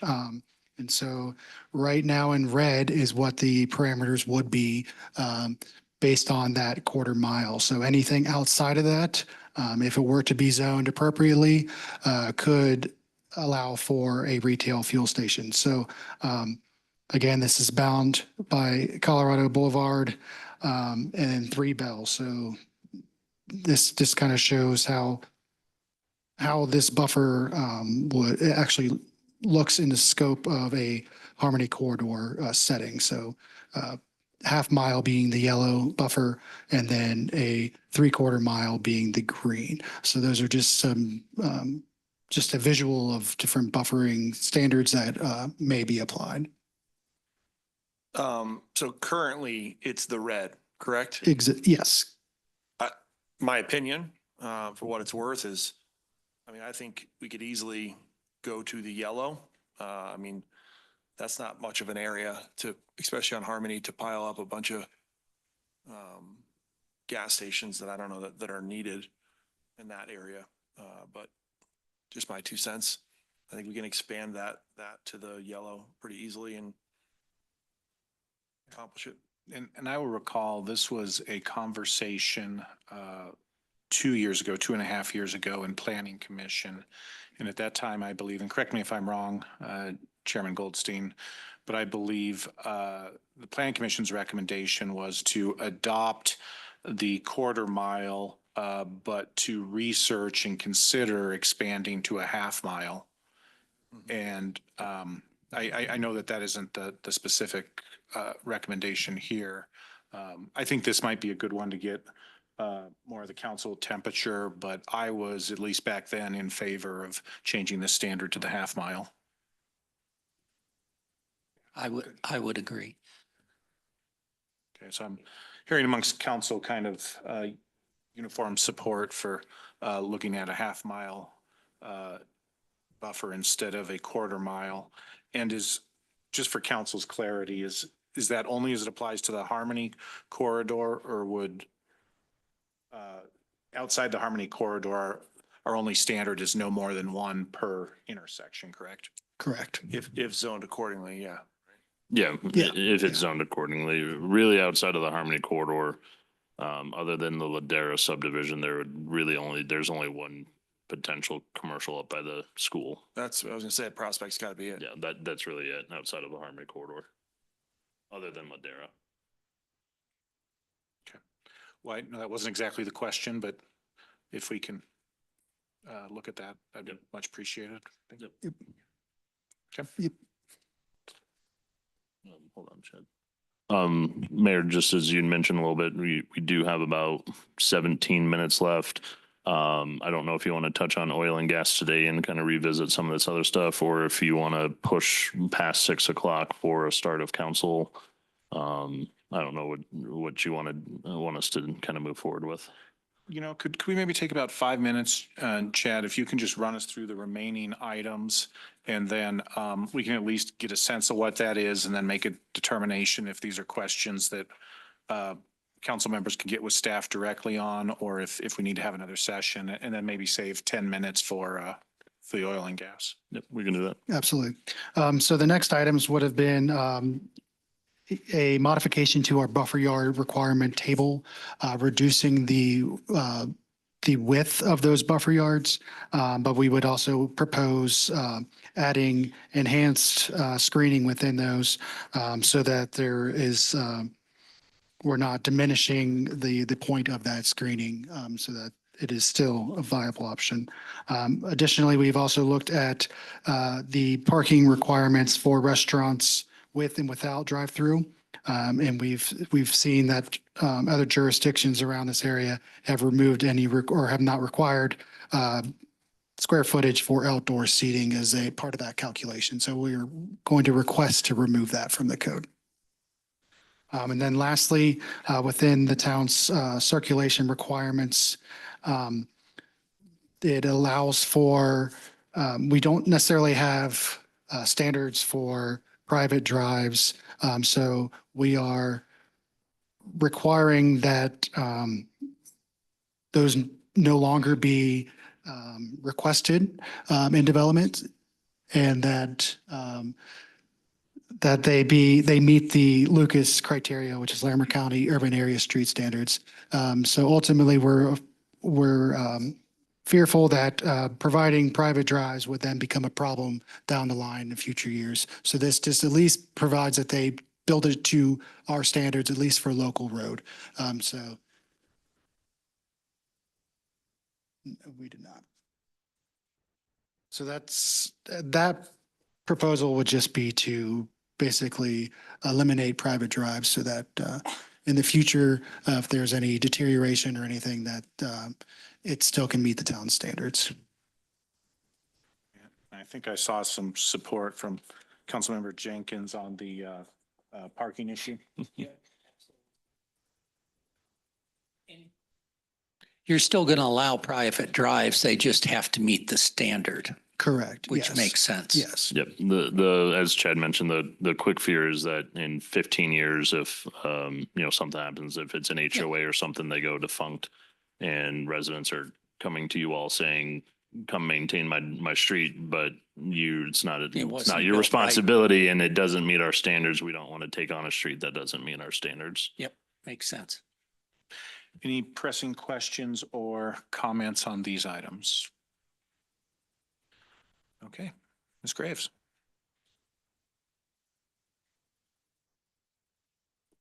So I will try to fly through this quickly.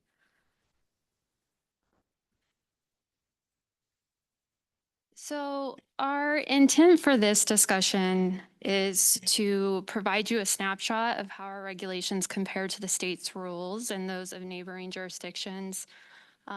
Give you an idea of what our exposure level is for oil and gas within town limits. So answer the question of how open is our door, and then get some feedback from you guys on possible modifications and updates to our oil and gas regs. So we'll start with a little bit of history. In 2019, the state passed Senate Bill 19-181.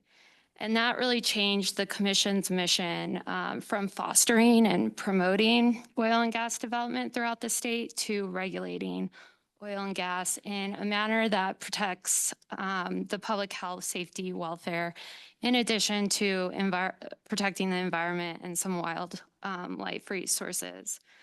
So the bill also gave more power to local jurisdictions to regulate the siting of oil and gas locations, meaning local governments are now able to adopt more protective and strict requirements if they so choose. So following that adoption, many of our neighbors have reworked or are currently reworking their codes. The first of which was Larimer County in 2021. And at the time they adopted their standards, they were the most strict, I think, in the state at that time. And then just last year, the city of Fort Collins updated their regulations. And this resulted in less than 1% of their surface area being eligible for oil and gas development. So they were really tightened it up and are pretty restrictive. And then last year, Loveland implemented a short-term moratorium to kind of time out oil and gas activity so that they would be able to rewrite and update their regulations. And so they're hoping to have new regulations in place by June of this year. So a little more about Senate Bill 19-181. So while the bill did give local governments more authority to regulate and restrict oil and gas development, it does not provide local governments with the explicit authority to ban oil and gas development. So that's important. An oil and gas company must comply with both local and state regulations. So they need to go through the permitting processes of both entities. And then the state has clarified that its rules and conditions are considered the minimum standard. So local governments may enact regulations that are stricter, but not less strict than that of the states. So there are several elements used to regulate siting and surface impacts. So zoning and setback standards are used to determine location restrictions and where wells can be drilled in relation to existing development. There are also procedural requirements. So this is the type of process that is used. So we use the conditional use process. Larimer County uses a special use process. So this varies place to place. And then the procedural steps necessary. So the notification process and public hearings. Design standards are used to mitigate the visual impact of facilities. So where communities, may require landscaping, fencing, buffering.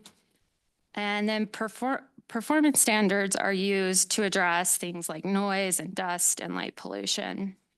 And then once a facility is established, there are monitoring and testing requirements. So we really want to focus on the zoning and setback standards because we feel like that's the first line of defense and that's the more simple, streamlined elements to focus on.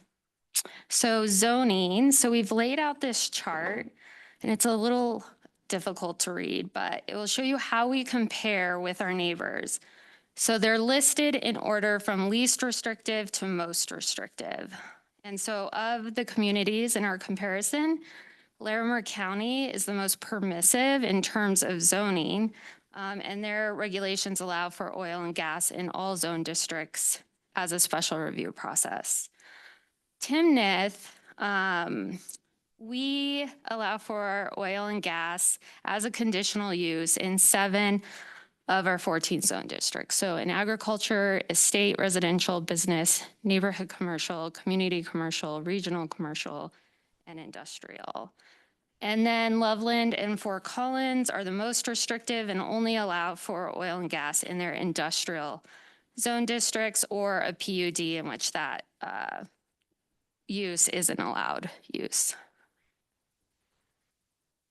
So in terms of setbacks, here the state serves as the baseline and we are pretty much in line with the state's requirements with a 500-foot setback from residential building units and then 1,000 feet from high occupancy building units and places where people congregate. So parks, playgrounds, things like that.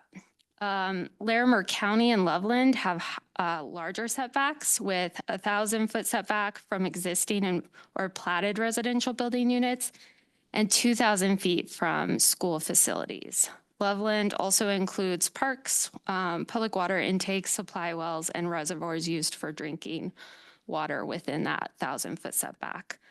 And then again, Fort Collins is the most restrictive, and they've implemented a 2,000-foot setback from all buildings designed as occupiable space. So this includes residential, commercial, institutional, industrial, and other uses. And they've also included in this setback outdoor areas, so parks, trails, and natural areas. So we wanted to show what this looks like on the ground, and we went ahead and mapped it to see what it looks like, what the numbers are, and how much land is actually eligible for oil and gas development. So this map shows our current zoning and setback requirements within the town boundary, Larimer County's requirements within their jurisdiction, and Weld County's requirements within their jurisdiction. So you can see the orange area on the eastern flank, that's largely Weld County, east of that red line. And then we also included conservation areas in the map as restricted areas. So the purple area is the area protected from oil and gas development, and the orange area is the area open to oil and gas development. The dark purple areas is land within town limits. So the second map is the same concept, but it incorporates Larimer County setbacks within town limits. So we essentially increased our 500-foot buffer to a 1,000-foot buffer. And the results of this, I've put them side by side.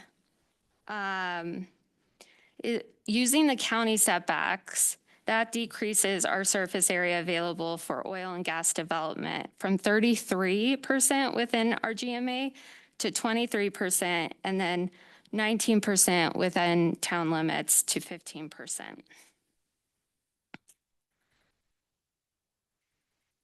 And so because we love mapping so much, we wanted to make another map, and we wanted to show that what would happen if we only allowed oil and gas within the industrial zone district with the county setbacks. And so the result of this was that 20% of our GMA would be open to oil and gas, and 0.19% would be open to oil and gas within the town limits. So a pretty considerable decrease within our town boundary. So here are the numbers, and you can see them. We've laid them out with each scenario. So that top line is our current requirements. Then we move to the county's requirements. And then the last line is the county setback requirements with the zoning restriction of being only an industrial. So we wanted to lay out some possible options for updating the regulations. There are numerous ways to go about this, but the two most straightforward ways would be to restrict new oil and gas facilities and redevelopment. Well, we don't have existing facilities, but to only the industrial zone district, so similar to Fort Collins and Loveland, or to require larger setbacks, or there is the option of doing a combination of the two. So we wanted to kind of, I guess, gauge and see where you guys are at and where you would like to be on this oil and gas allowance continuum, and how you would like, if you would like to further restrict oil and gas activity, how you would like to approach it. First of all, thank you very much for that presentation. It was very helpful in including the visuals, so that is outstanding. My thought, council, is that this is not a simple issue, and I don't want to rush it through. How would we feel about continuing this discussion in a separate session as opposed to rushing through decisions today?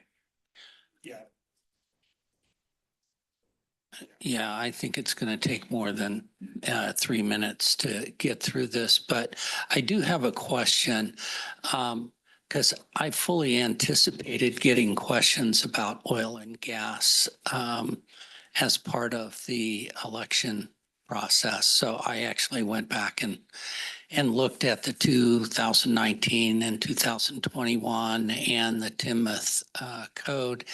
And correct me if I'm wrong, but isn't there a comment in our current oil and gas regs that say that we would follow these standards, or if the county is more restrictive, we would follow the county? I believe we have a clause that says if it's more restrictive, we would follow the states. Are you sure about that? That it refers to the state and not the county? I'm pulling it up. Yeah, I'll I tried to find it before this meeting and I couldn't locate it again. Sorry.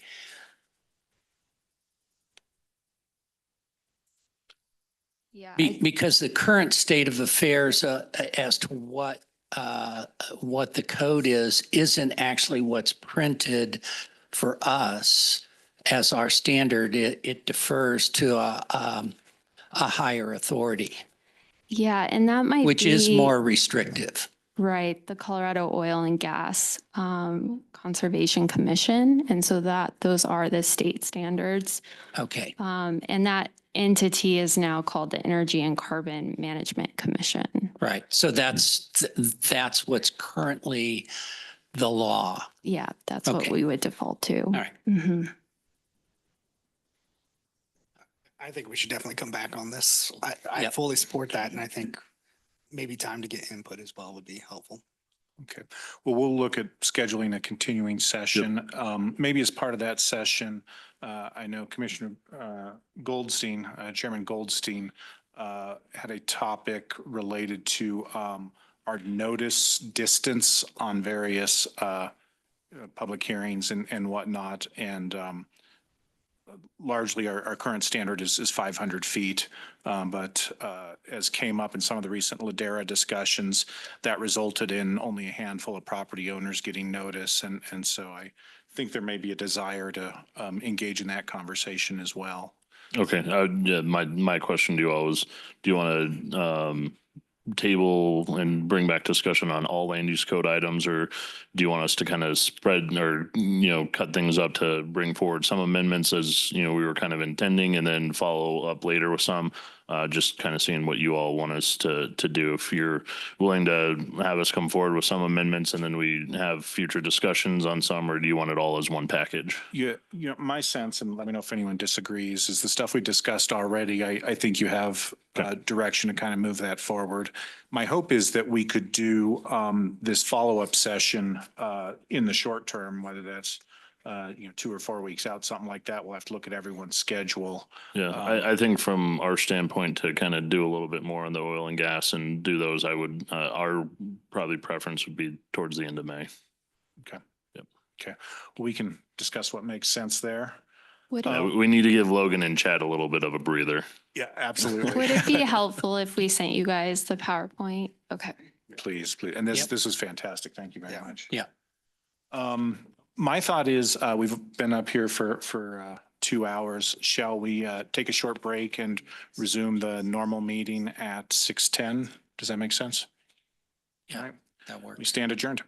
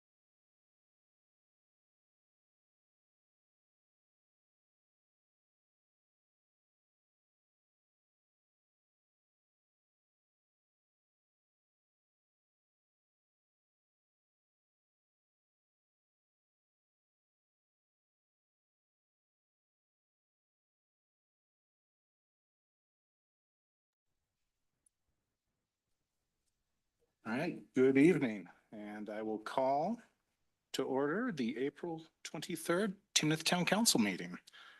Ms. Peters Garcia, will you take the roll? Yes, sir. Mayor Robert Oxmacher, Present. Councilmember Luke Wagner, Here. Councilmember Jeremy Holt, Here. Councilmember Bill Jenkins. Present. All right, let me first begin by officially welcoming new council member Jeremy Holt and new council member Bill Jenkins. Gentlemen, welcome. Welcome to the team. Thank you. Thank you. Are there any requests to amend the agenda today? Council members, staff? No. All right, with that, we will move to public comment. Public comment is an opportunity for members of the community to speak to us about anything that does not otherwise have an opportunity for public participation on the agenda. Public comment is limited to 3 minutes. While we are not able to respond directly to comments that are made, I encourage folks, if you have questions, to connect with our town staff afterwards, especially Susan is a great resource to help you get connected. With that, we'll begin public comment with Mr. Brian Kurth.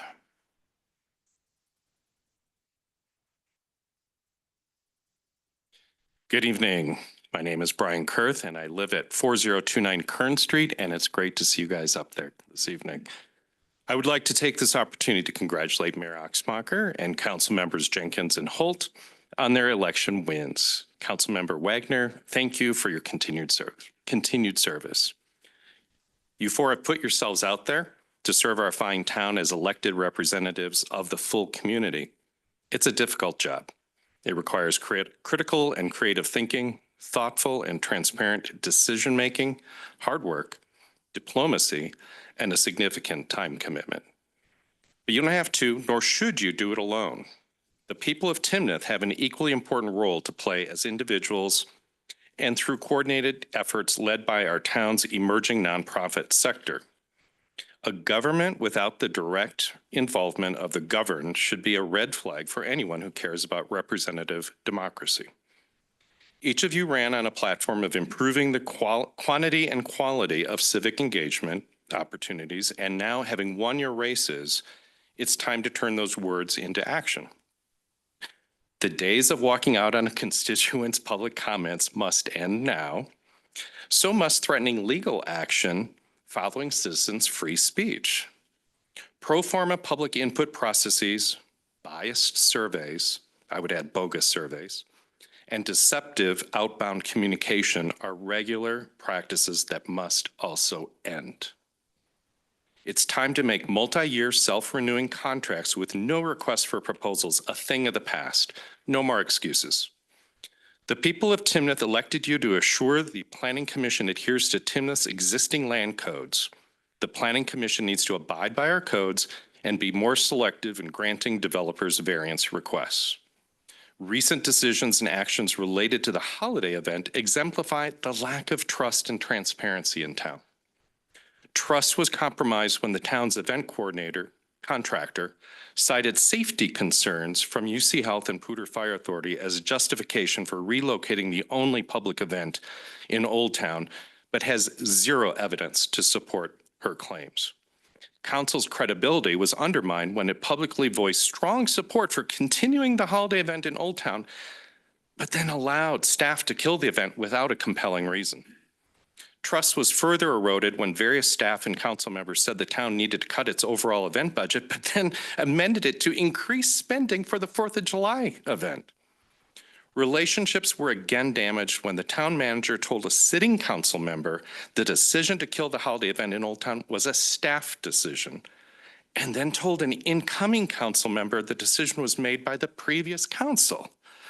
Our town manager needs to come clean on what is the truth.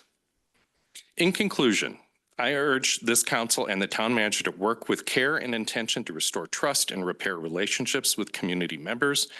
Please commit yourselves to transparency, accountability, and genuine civic engagement. Together, we can honor the promises made and work to build a Timnath that reflects the aspirations and values of all of its citizens. Thank you. Thank you, Mr. Kurth. We appreciate your comments. Next we have Mr. Randall Black. And if I could ask folks to state their name and address when we begin. Sure. My name is Randall Black. I live at 2994 Majestic View Drive in Wild Wing subdivision. By the way, I counted all your votes for the election. So council members and mayor, I'm a strong believer in the free enterprise system, and I believe government should only provide a service when private entities cannot efficiently provide that service. The Wild Wing subdivision already has internet and TV services. We have two companies who compete with price and service. One is fiber and the other is a high-speed coax system. The town of Timnath should not spend millions of dollars to provide a service where it already satisfactorily exists. I've had Xfinity internet service for over 8 years now, and the service has been excellent. They keep increasing the speed and lowering the cost. In order to give the same service with Pulse, I'd have to pay $15 more. In addition, Xfinity gives me free Peacock Plus service, and my cell phone service is almost free. Why should the town spend taxpayer money in an attempt to provide less service at a higher cost? The two companies which provide service to Wild Wing has spent a lot of money installing their infrastructure, and it's not fair to them to tax subsidize a service that competes with them. I really don't want another utility digging or tunneling in my yard either. I already have an Excel transformer, an Xfinity terminal, a CenturyLink terminal, and 2 water meter boxes in my front yard. I don't want any more. So, you know, what's next? Is there going to be a duplicate sewer system, a duplicate water system, a duplicate electrical system, or a duplicate natural gas system? Save the taxpayers millions of dollars and not put a duplicate internet and TV system in the Wild Wing subdivision. Thank you. Thank you, Mr. Black. Next, we have Mr. Jonathan Yederuck.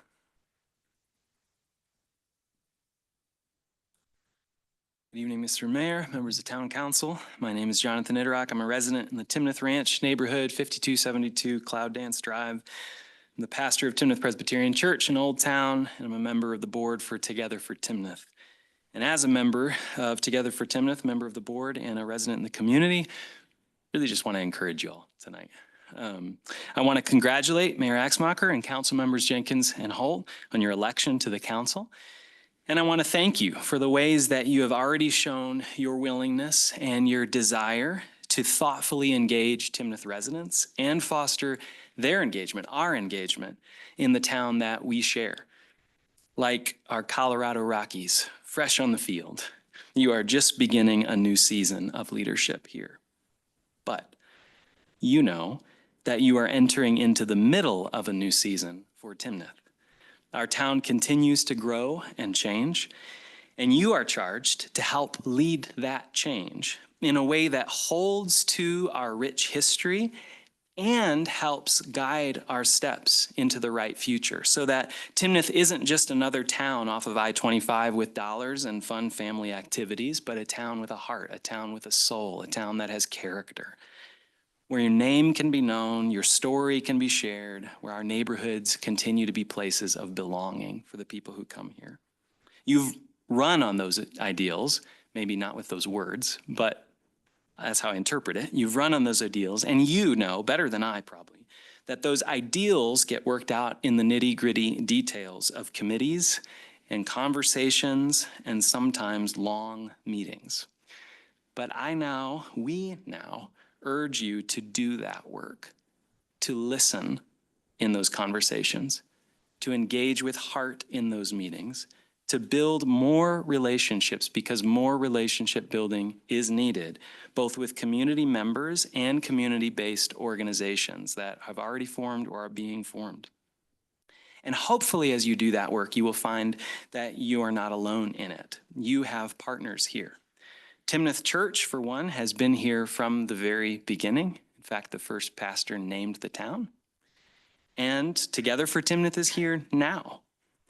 The church has a stake in blessing this town's future. Together for Timnath desires to see a socially, culturally, economically healthy town.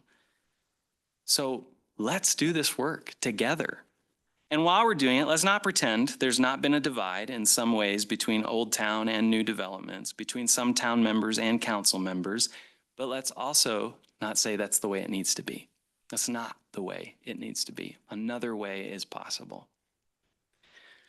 Speaking not for Together for Timnath, but in my role as pastor, I would simply say the prophet Isaiah in Isaiah 58 tells the people that when they give up their own self-interest and do what is morally and socially right, they shall, quote, raise up the foundations of many generations. That's what we want to do for generations to come in Timnath, to build up the foundations of this town that we love. So may you have the strength to help us do that. Thank you. Thank you, Pastor. We appreciate that. All right. We are on to the consent agenda. Consent agenda this evening consists of 2 items: approval of the April 9th Town Council meeting minutes and the April 5th, 2024 check register. Is there any request to pull any items from the consent agenda this evening?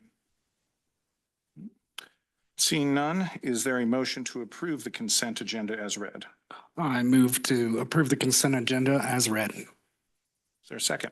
Second. All those in favor, say aye. Aye. Aye. Opposed, nay. Consent agenda is approved unanimously. We will move on to mayor and council reports. I just have 2 brief items to share. The first is with respect to the holiday event.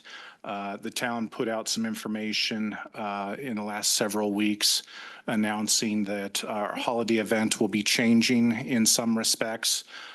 There will be a large event that will take place at the community park, but there is also a secondary path that is aimed at maintaining and supporting our valued partners in Old Town. We are in the process of convening a initially small group of invested stakeholders, including some folks that are here tonight. That includes community representatives and businesses in Old Town to talk about how we can make that portion of the holiday plan most meaningful. And so I wanted to let folks know that that is happening. Also something that is in the early stages, but I'm very excited about, has to do with the future of Old Town. And we are in the process of putting together what we're tentatively calling a Future of Old Town brainstorming session. This is intended to kick off a conversation about where we move forward with Old Town and how we can partner to make Old Town everything that it has the potential to be. Old Town certainly is, the heart and soul and history of our tremendous town. And I think we're at a unique time to really try to invest and do something meaningful there. And so some more details will be forthcoming. We're exploring dates and whatnot, but the intent there really is to welcome all, anyone who has an interest in Old Town, a stake in Old Town, a desire to see Old Town be successful, or the means to help contribute to this. So stay tuned, more information there. Any other council members with items to report? Councilmember Jenkins. Yeah, I would just like to say thank you to all of the Timnath residents that voted for me, but also voted for the other candidates. And for those Timnath citizens that didn't get out to vote this last election, I would encourage you to do so in the next one. And I just want to reiterate my commitment to represent all of the citizens of Timnath. I have not only on my business card, town card, the town number, but my personal phone number. My ears are always open, and I want to hear what the citizens want us to do. Thank you. Thank you. Councilmember Holt, anything? No, I'll echo both the thanks from the mayor and Councilmember Jenkins. It's good to see an improvement. The mayor and I were talking, and I was, I think, very similar to Bill, and the numbers, knowing that we have, I think, 6,500 residents that are registered to vote, and seeing, somewhere in the 2000s, but the mayor brought it to light. He said, well, it's an improvement from the numbers in the 800s from the previous election. So to see an increase of, 300 to 400 per candidate running is great. And, we're up here for a reason, and it's to make this town the best place it can be. And we're here to do it for the next 4 years plus. Very good. Councilmember Wagner, anything? Thank you. All right. Moving on now to staff reports. We'll begin with the finance report. Ms. Gagliardi, anything? I don't have anything to add, but I'm available for questions, especially to the two new council members. If there's any questions you have on the staff report, feel free to reach out. All right. Thank you. Council, any questions? Good. Public Works, Mr. Stone. Yes, I do have one item. I just want to publicly acknowledge staff and our crews. So we received a request for the state law, motorists must give 3-foot clearance. This is a law that's been in effect since 2009. So we wanted to make sure that we, let people know that is the law. And so we installed the signs, and we also worked with Slate for social media just to let them know about that. So we had very good public engagement. And I know there was a lot of other engagement was other than our intent was to educate on the law only and also be consistent with adjacent jurisdictions. So I just want to, sometimes it's a thankless job. We just want to make sure we acknowledge my staff for being able to do that. So I don't know if you have any questions on any other items. Thank you. I appreciate that. And did want to ask, you mentioned in the report kind of the finalization for the RFP for County Road 5 bridge. And I was just wondering if you could kind of talk briefly about, what the need for that project is and where things are headed there.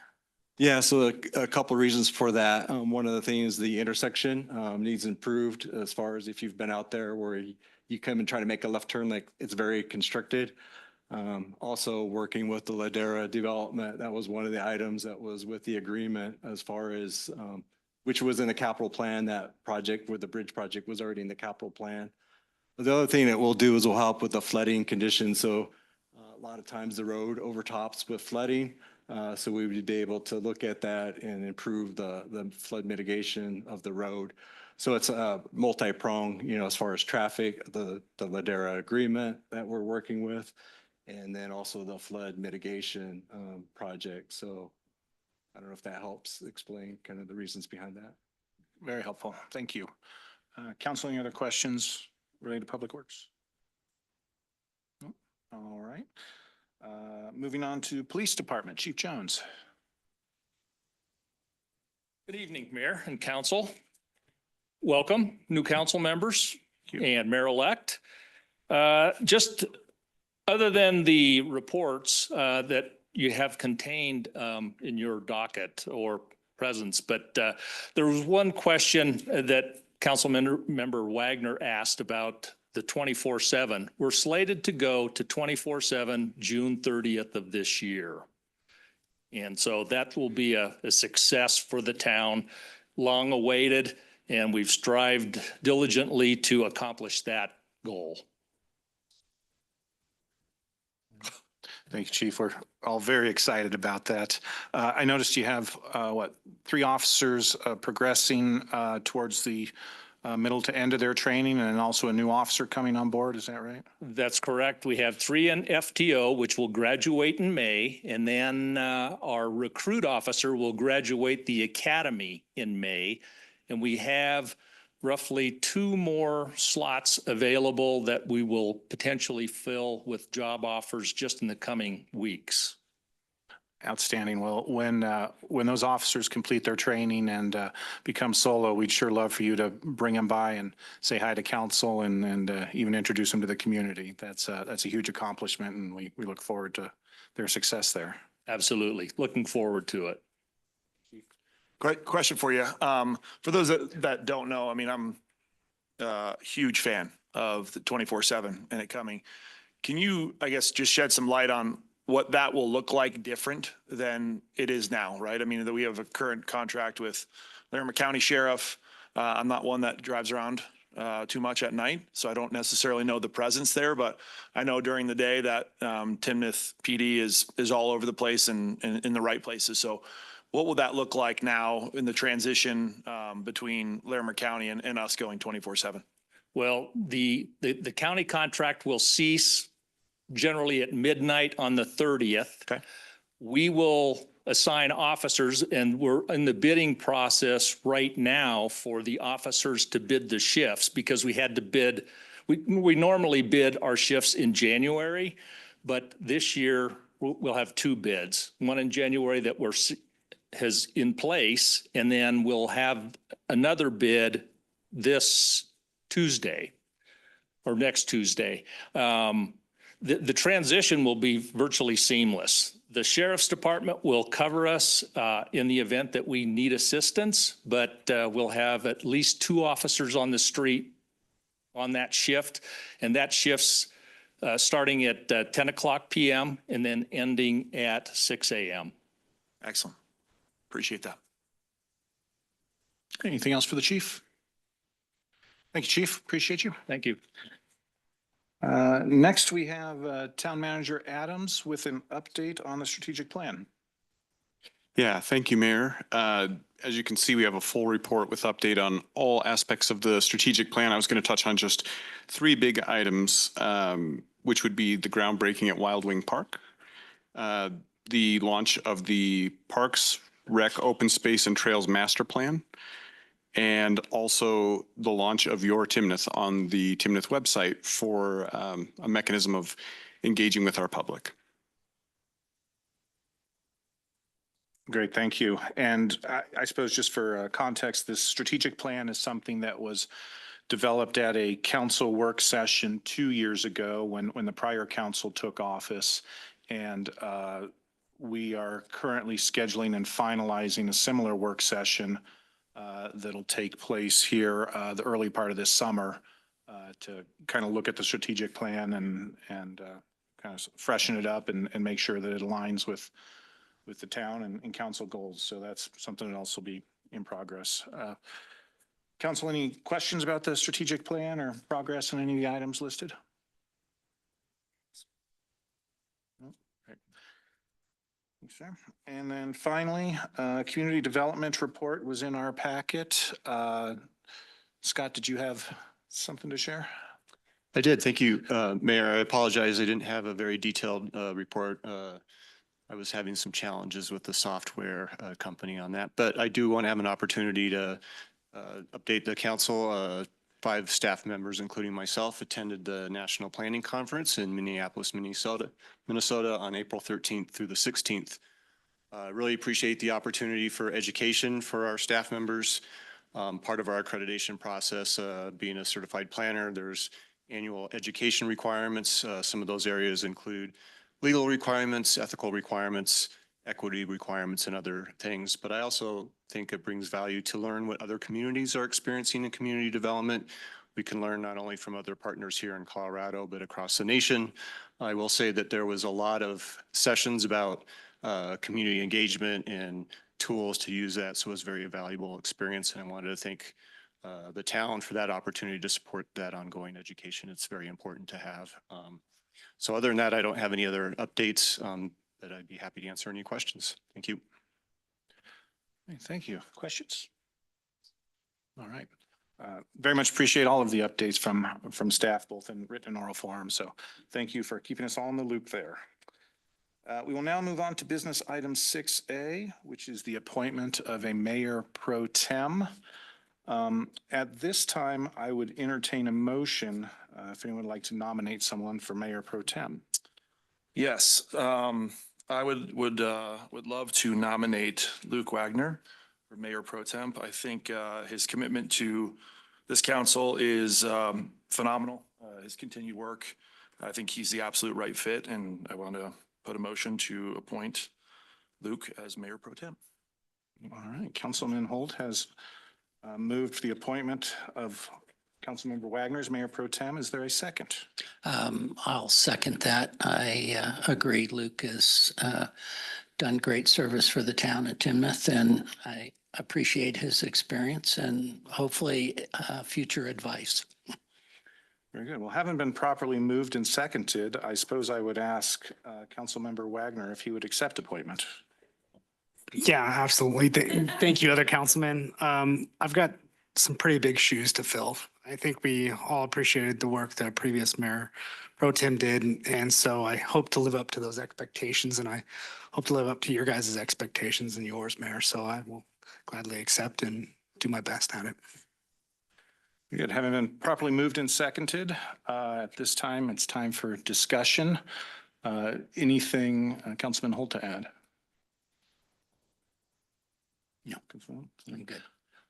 Let me add that I have served with Councilmember Wagner for the past 2 years. He has been a phenomenal partner on council. He is dedicated. He has been part of the Finance Committee, which is no small task. He has always invested, always asked great questions, is an excellent communicator and an excellent listener. And I wholly concur with my colleagues here that he absolutely should be Mayor Pro Tem. And so with that, all those in favor of appointing Councilmember Wagner as Mayor Pro Tem, please signify by saying aye. Aye. Any opposed? Motion carries unanimously. Congratulations, Mayor Pro Tem Wagner. Thank you, Chairman. Appreciate it. All right, we will now move on to business item 6B, Resolution 35, Series 24, a resolution determining a vacancy exists on town council. Ms. Steffel. Thank you. This is mostly a housekeeping item, but also an important step in the process because the town charter requires that the council first make a determination that there is a vacancy existing on town council and then wait at least 10 days before they can appoint someone to fill that vacancy. So we have been, as you know, one of the prior council members, Robert Axmacher, was elected to mayor. And so he has submitted his letter of resignation as council member so that he could be sworn in and assume that role of mayor. So you have that support in your packet, and we would ask for approval of the resolution to find that there is a vacancy. And then the council can appoint someone to fill that vacancy by majority vote at a future meeting. Council, any questions for Ms. Steffel? This time I would entertain a motion to approve the resolution determining that there is a vacancy on town council. I'll move resolution number 35, series 2024, a resolution determining a vacancy exists on town council. Is there a second? I'll second. All right. Having been moved and seconded, any discussion? At this point, all those in favor of approving the resolution determining that there's a vacancy on town council signify by saying aye. Aye. Aye. Any opposed? The resolution carries unanimously. We will now move on to business item 6C, resolution number 36, series 2024, a resolution authorizing broadband funding for 2024. And just as a bit of a roadmap here, what we will have is a staff report and then an opportunity for council to ask questions. And then this is not a matter that has public comment, although we did hear some earlier. And then following presumably a motion in a second, then there will be council discussion before a vote. With that, Mr. Williams, are you leading us through this topic today? I am. Well, thank you, sir. Go ahead. You're ready? So tonight we are here to talk about a resolution authorizing broadband funding for 2024. I am joined up here by Brianna Reed-Harmel. She is the Pulse Broadband Manager, and she's just here to kind of show our partnership and be available for any, excuse me, any questions you might have. I do have a kind of a brief presentation that'll go over everything, give you a couple of updates that aren't in the packet, and then we'll have an opportunity for any questions. But please, if there's anything in the middle that you have questions on, feel free to stop me. So this is the funding authorization overview. The costs for this is broken up into 5 categories. The construction of the core routes, the construction of the sites, materials for greenfield development, the premise installs, and construction management. All of those are kind of detailed in the packet in kind of great, about a paragraph describing them. So I wanted to make sure that we touched on each one of those. Also included in the packet is the overall budget that talks about the numbers associated with each one of those categories. So the construction of the core route is the basically how the Timnath network will tie into the larger Pulse network. And really, we're going to have a primary and a secondary connection from the get-go so that we'll have the redundancy that we need for that utility. The construction of the sites, the construction of the core routes is estimated at $1.6 million. There's a little bit of that funding from the first authorization that will roll into that budget number as well. 1.6 is the new funding authorization. Then we have the construction of the sites. So each site is broken down into a number of residential units or commercial units. The max number you can serve in a site is somewhere around what we're comfortable with is about 250. We're a little bit lower than that in most places, just to allow a little bit of expansion growth in the network. We think that we'll be able to get between 10 and 12 sites for the $5 million that's in this funding authorization. Then we have materials for construction.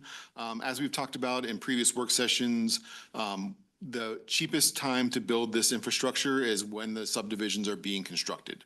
So what we're doing is we're developing a stockpile of materials so that as those opportunities are available in a joint trench that is opened by another utility, we can put our conduit and vaults in those locations. We're showing 180,000. That's probably enough materials for 2 to 4 sites. We have one site that's earmarked for those funds right now, and that is the Draley subdivision. Everybody knows that that's under construction right now. They should be putting in their dry utilities later this summer, so that'll come out of that 180,000. And then any other opportunities that we have, we want to make sure that we're prepared to take advantage of that. It's about a 40% savings over the cost of the entire site if we can get in there when they're putting the other utilities in. The fourth category there is the premise installs. So in the IGA with Pulse, the town of Timnath is responsible for the first 40% of the installs, and then Pulse will take anything above that. Also, we have a 5-year cap, so from the time we start serving an area, anything that would happen after 5 years, Pulse would also cover the cost for those premise installs. That $580,000 is about 1,800 premises, and that will serve everything that we're building as far as site construction. We really wanted to make sure that as we're authorizing these funds, it's a complete build for the areas that we're touching, and there's not a future ask for any of those areas. And then there's a project construction management for $340,000. That goes through Pulse to Ditesco, who has managed some of their Loveland build and then some of their partnership projects with Larimer County. So they're in a very unique position where they've got a good system that we've been working through already, and we don't really want to interrupt that in any way. It seems like it's the most efficient way to build the project. Any questions about the detail on those categories in the funding authorization? No? Okay. This is an overview of the area. You can see the blue and the green lines are the feeder routes, and then each one of these individual colored areas are the sites. So we've got about 30 sites right now, and then the gray areas that you see are areas that we've identified as future development in Timnath. Those aren't categorized or designed in our budget right now, but they're the areas where we anticipate future growth in the immediate future. Then I want to give you a quick fun update on the funding authorization 1. So that happened in August of 2023. So the first part of that funding authorization was the low-level design. That's when we took basically kind of our broad brush design of the town and went to a more detailed design. So that's about 90% complete. Everything that we're doing right now in this authorization is 100% complete, but there's some other things that we're still working through the final design phases. I anticipate that being completed in probably about the next month or 2. We've got a cloud that kind of came behind the sun. It's very nice. I can actually see my screen now. Yeah, so that's about 90% complete. And the rest of that, so we have some construction infrastructure that's underway. Nothing that's going in the ground right now, but we've earmarked those funds and we're in the process. So the hut is in the final procurement through Pulse. They did an RFP for that hut and they have awarded it. And I think they're in the final stages of contracting, and that's probably, and we'll talk about timeline in just a second. Our first railroad permit, which is Harmony Road, has been approved in our, oh, sorry, that's Three Bell. And our second railroad permit is pretty close to being done. That is Harmony Road. And then we have placed material orders for the optics in the core route construction. So all those were included in funding authorization 1, and they're all underway. I did want to go through this. Let me move this this window here. Everybody can see everybody now.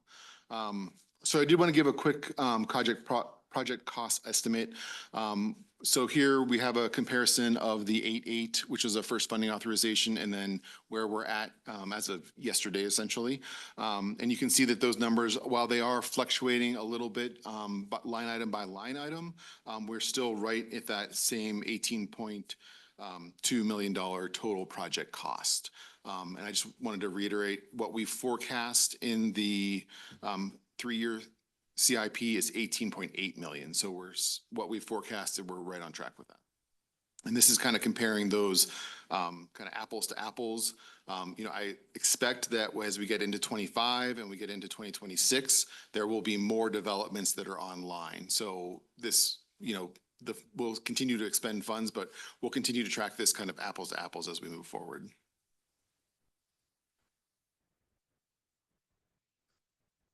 Okay, let's move it. So a question that we get quite a bit is, where are we building first? So Pulse is collecting interest through Timnath residents through both on-site canvassing and online signups. I would recommend anybody who's watching at home or in the audience who's interested can sign up at that link right there, pulsefiber.org/Timnath. That should take you right to a form that will keep you updated. You can fill in your information there as much as you want. And that's probably the best way to be contacted. The Pulse communication teams will let the neighborhoods know when construction is starting in their neighborhood, and then keep them updated about the phases of construction and then when that service is going to be available. In other builds that we've seen, both in Loveland and Longmont specifically, other existing providers, if you release your maps about where you're going next, they try to stay right ahead of you and try to lock up some of their existing customers into long-term contracts. So we're not going to kind of put big maps together showing where we're going to go, but we'll contact neighborhood by neighborhood as services become available. Any questions that we have? That's kind of the bulk of my presentation, but I think there's a lot of other information that we're happy to share with you. Okay, Councilman Holt. Yeah, so I want to, I guess, tap into the public comment earlier on having multiple options and having, or is this going to be the only option? So I think maybe that my question is once this is in, will residents still have the option to keep with Xfinity or go to Pulse? What does that look like as far as accessibility and options? Yeah, I think, I mean, it's an open market, right? We're going to provide another alternative. We're not going to replace any of the existing alternatives. So there's no coercion to choose Pulse or anything like that. If you're happy with your service, you can keep your existing service. If you want to transition to Pulse, you'll be able to transition to Pulse. And then historically, in competition, is Pulse more cost effective for the end user, faster speeds? I guess what's the biggest push for it? I'm gonna let Brianna take the question. So we strongly believe in competition in the marketplace. We believe that by bringing in more competitive products, that you get a better product to your end customer. Some of the ways that we differentiate ourselves in the marketplace is that we provide better we believe that we provide a better service overall. That's not just speeds, but that's also customer service and that local aspect. We live and work here. We are in your community, and our customer service is here, our teams are here, our technicians are here. So from that perspective, we provide something that's truly different. As far as cost goes, we are market competitive. We have a variety of different products at different price points for the different needs of our community members. So it's really a choice and what fits those needs better. But overall, we absolutely do compete and we provide a comparable product at a very fair market price. Excellent. Thank you. Brian, so if I understand, this is going to be our one and only funding for 2024 for this project, or do you anticipate additional funding coming to council? And This would be our one and only funding. So we have an $8.8 million budget this year. Some of that has already been allocated to funding authorization one. So this will actually take us to right up about that cap of 8.8 million. thank you. Yeah, I have several things. So what is the town presently doing to socialize this, advertise it, et cetera? Since we are funding it, adoption is going to be a key measure of success. And I would think we would want to be really going all out to make people aware of it. Pulse is our partner. So I'd want to make sure that we're doing everything we can to educate citizens about this future service.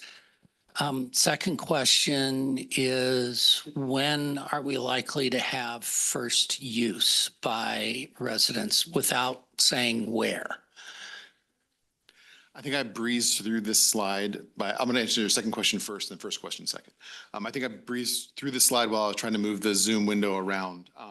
But the upcoming schedule looks like this. The hut should be installed sometime in the next probably 90 days. The core route construction should begin ahead of that in the next 45 to 60 days.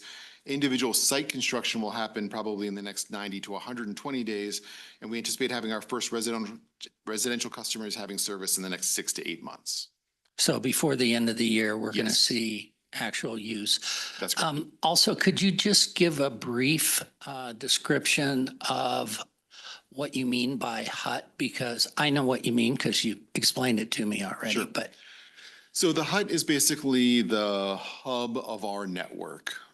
If you analogize it to we frequently use water as an analogy. So we'll have main lines, that's the core route coming into the hut, and then everything from Timnath, everything in the Timnath network will be served directly from that hut. So if you were to consider the core route being a non-potable water, the hut would be the treatment facility, and then we would push potable water out to the Timnath network. And then my last point has to do with future uses of the conduit that's being put in the fiber. And if you could address that for the public and what the benefit of that is to the town. Because I think it's a pretty important component overall of this installation. Yes, and I don't want to skip your first question, so I'm going to do the first question first, then I'll do the last question last now. So we have been working with the Pulse Public Relations team, our Slate team, and I've been involved in a couple of those meetings. So we are gearing a rollout for that. I think you'll see the Pulse information getting pushed in some of our town communications, and I would also expect to see them they've already been at some of our events, and we'll continue to see them with booths at our events and things like that. So I think we'll utilize our Timnath channels, kind of the in-person meetings at those events, and then their typical marketing channels that they use. I would hope we'd see Pulse on our website and this link to learn more. Yes, I think we don't, but I think we do. Yes, we do. Kim said we do. And then your last one, so we are installing the Timnath network in a conduit called Future Path. So what it is actually a bank of conduits that go into the ground. It's either a 4 conduit package or a 7 conduit package. There are a lot of advantages to that. It has an integral tracer wire, which will help with locating, but we're not going to need all of those conduits for our network. So there will be spares available, and this is contemplated in the IGA with Pulse as well. So we will be looking for revenue sources from that spare conduit, a 5G network, an intranet that somebody wants to put into Timnath. All of those things are possibilities. And then once we are in the negotiations with them, we can discuss with Pulse about what the split on the revenue would be. So essentially, it's going to be future ready and not dependent necessarily on somebody else coming in and digging trenches and what have you to get that conduit in place. Correct. Yeah, the goal is that once we put this infrastructure in, other parties will be able to leverage it and lease it. And then there will be a revenue stream associated with that as well. Yeah, and I would also think that this fiber network would make us more attractive to technology and those kinds of businesses and that require that kind of infrastructure to even consider a location. Yeah, I think also there is a direct benefit to the town as it operates its facilities and getting all of those tied into the fiber network as well. Things like traffic lights, our road sensors, our irrigation controllers, all of those things right now work on different systems. Some of them are cellular, some of them are radio, some of them are not connected at all. And I think we'll have the ability to really kind of start those steps towards a smart city under this fiber backbone. Yeah, that's awesome. Thank you, Mayor. Brian, so 6 to 8 months, we start to get customers lit up. How do you anticipate, or how will you report back to council on kind of our take rates and what we're seeing throughout this after these 8 months? And so I know we built that into our pro forma that we did for this project. So how will that look? Are you going to come back to us every so often, every quarter? How does that look? So I think during the construction process, we'll have updates that probably go in the Public Works updates, like just in the general staff packet updates. And then I think Pulse has a very robust reporting that we'll get, and then we'll be able to pass some of that on to you. And I'm going to let Brianna has much more firsthand knowledge on that. So we will be producing a monthly construction progress report that will be provided to the town to share publicly and also with council.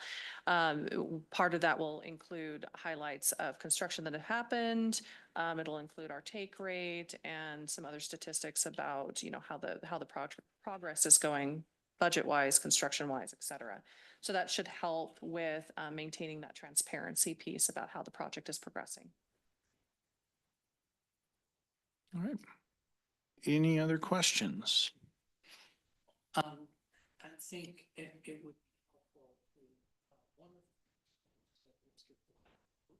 one of the concerns that Mr. Black had was digging in his front yard, particularly if he's not going to be taking advantage of this service. Could you tell me if that's required or not? Well, I think I would say that the previous council's intention was to provide it to everyone in the town. I don't know, I mean, I think there's a policy decision. I think that if you want to have a discussion about that at a later time, we can facilitate a work session or some other venue to see if we would want people to be able to opt out. But I think that there is an equity piece, right, where everybody's paying for this, so everybody should be able to take advantage of it. I mean, obviously, we're not expecting to have a 100% take rate on the project.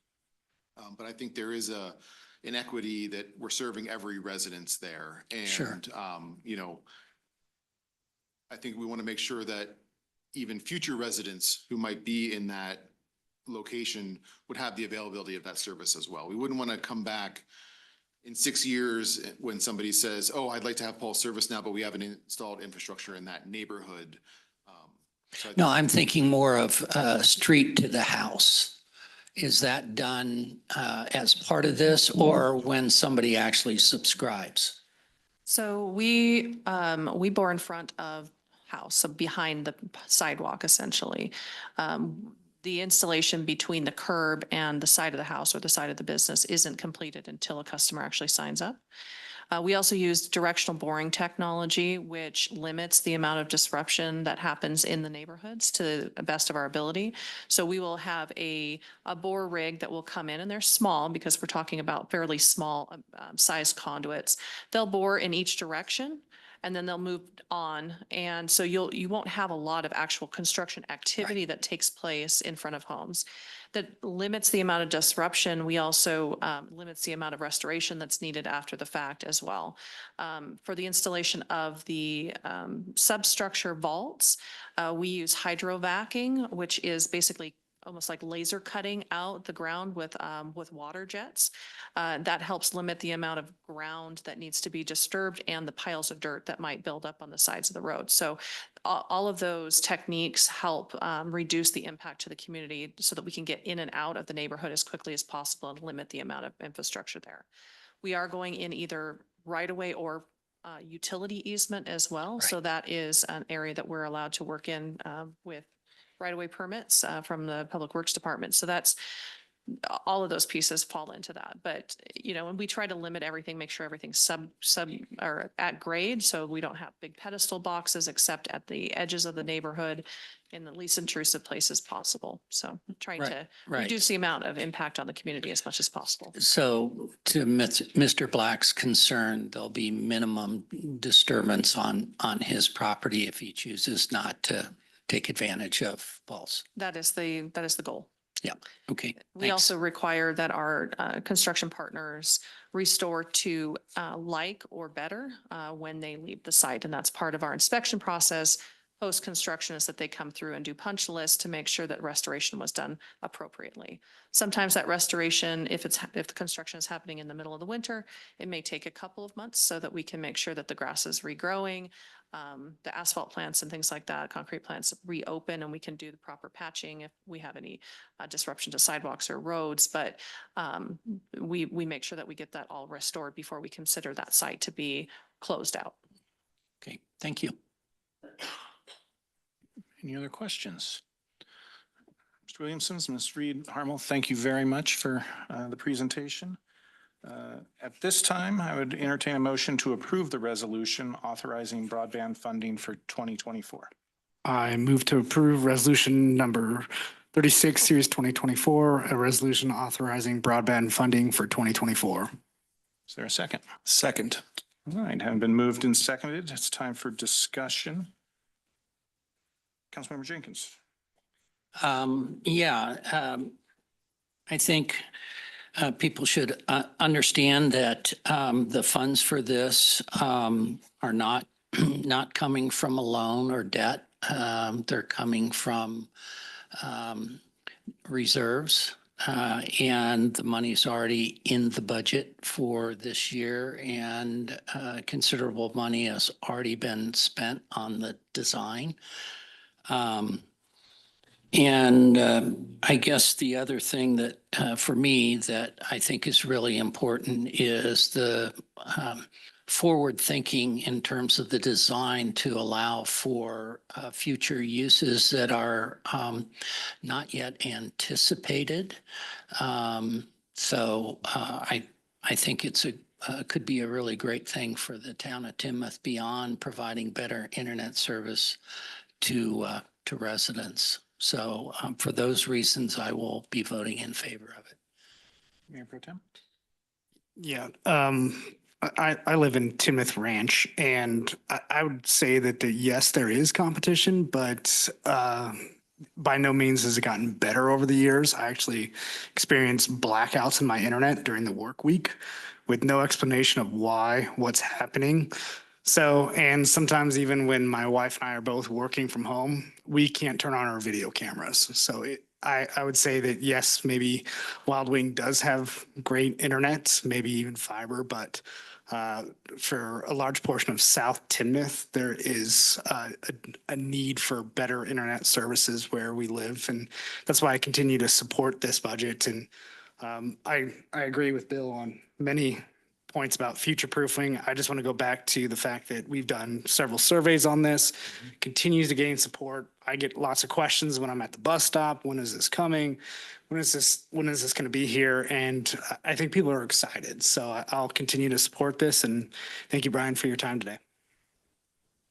Yeah, I agree. I'm also in Timnath Ranch. I think ever since COVID with the remote work environment, it's actually slowed down.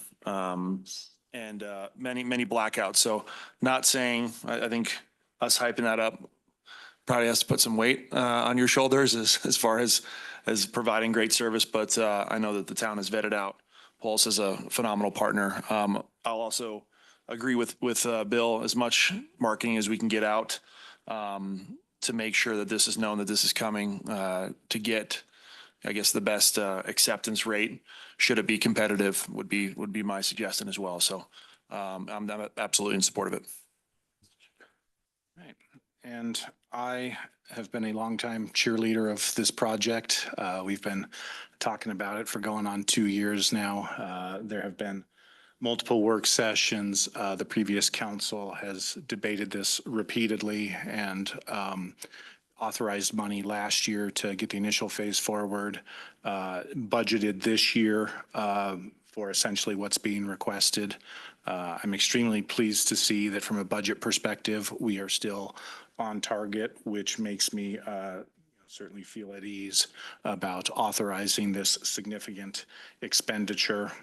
Without reiterating everything I've already said in the past, I think it makes sense to authorize this expenditure and move forward. That said, we're going to spend a lot of money, so I'm going to ask the town clerk for a roll call vote on this one.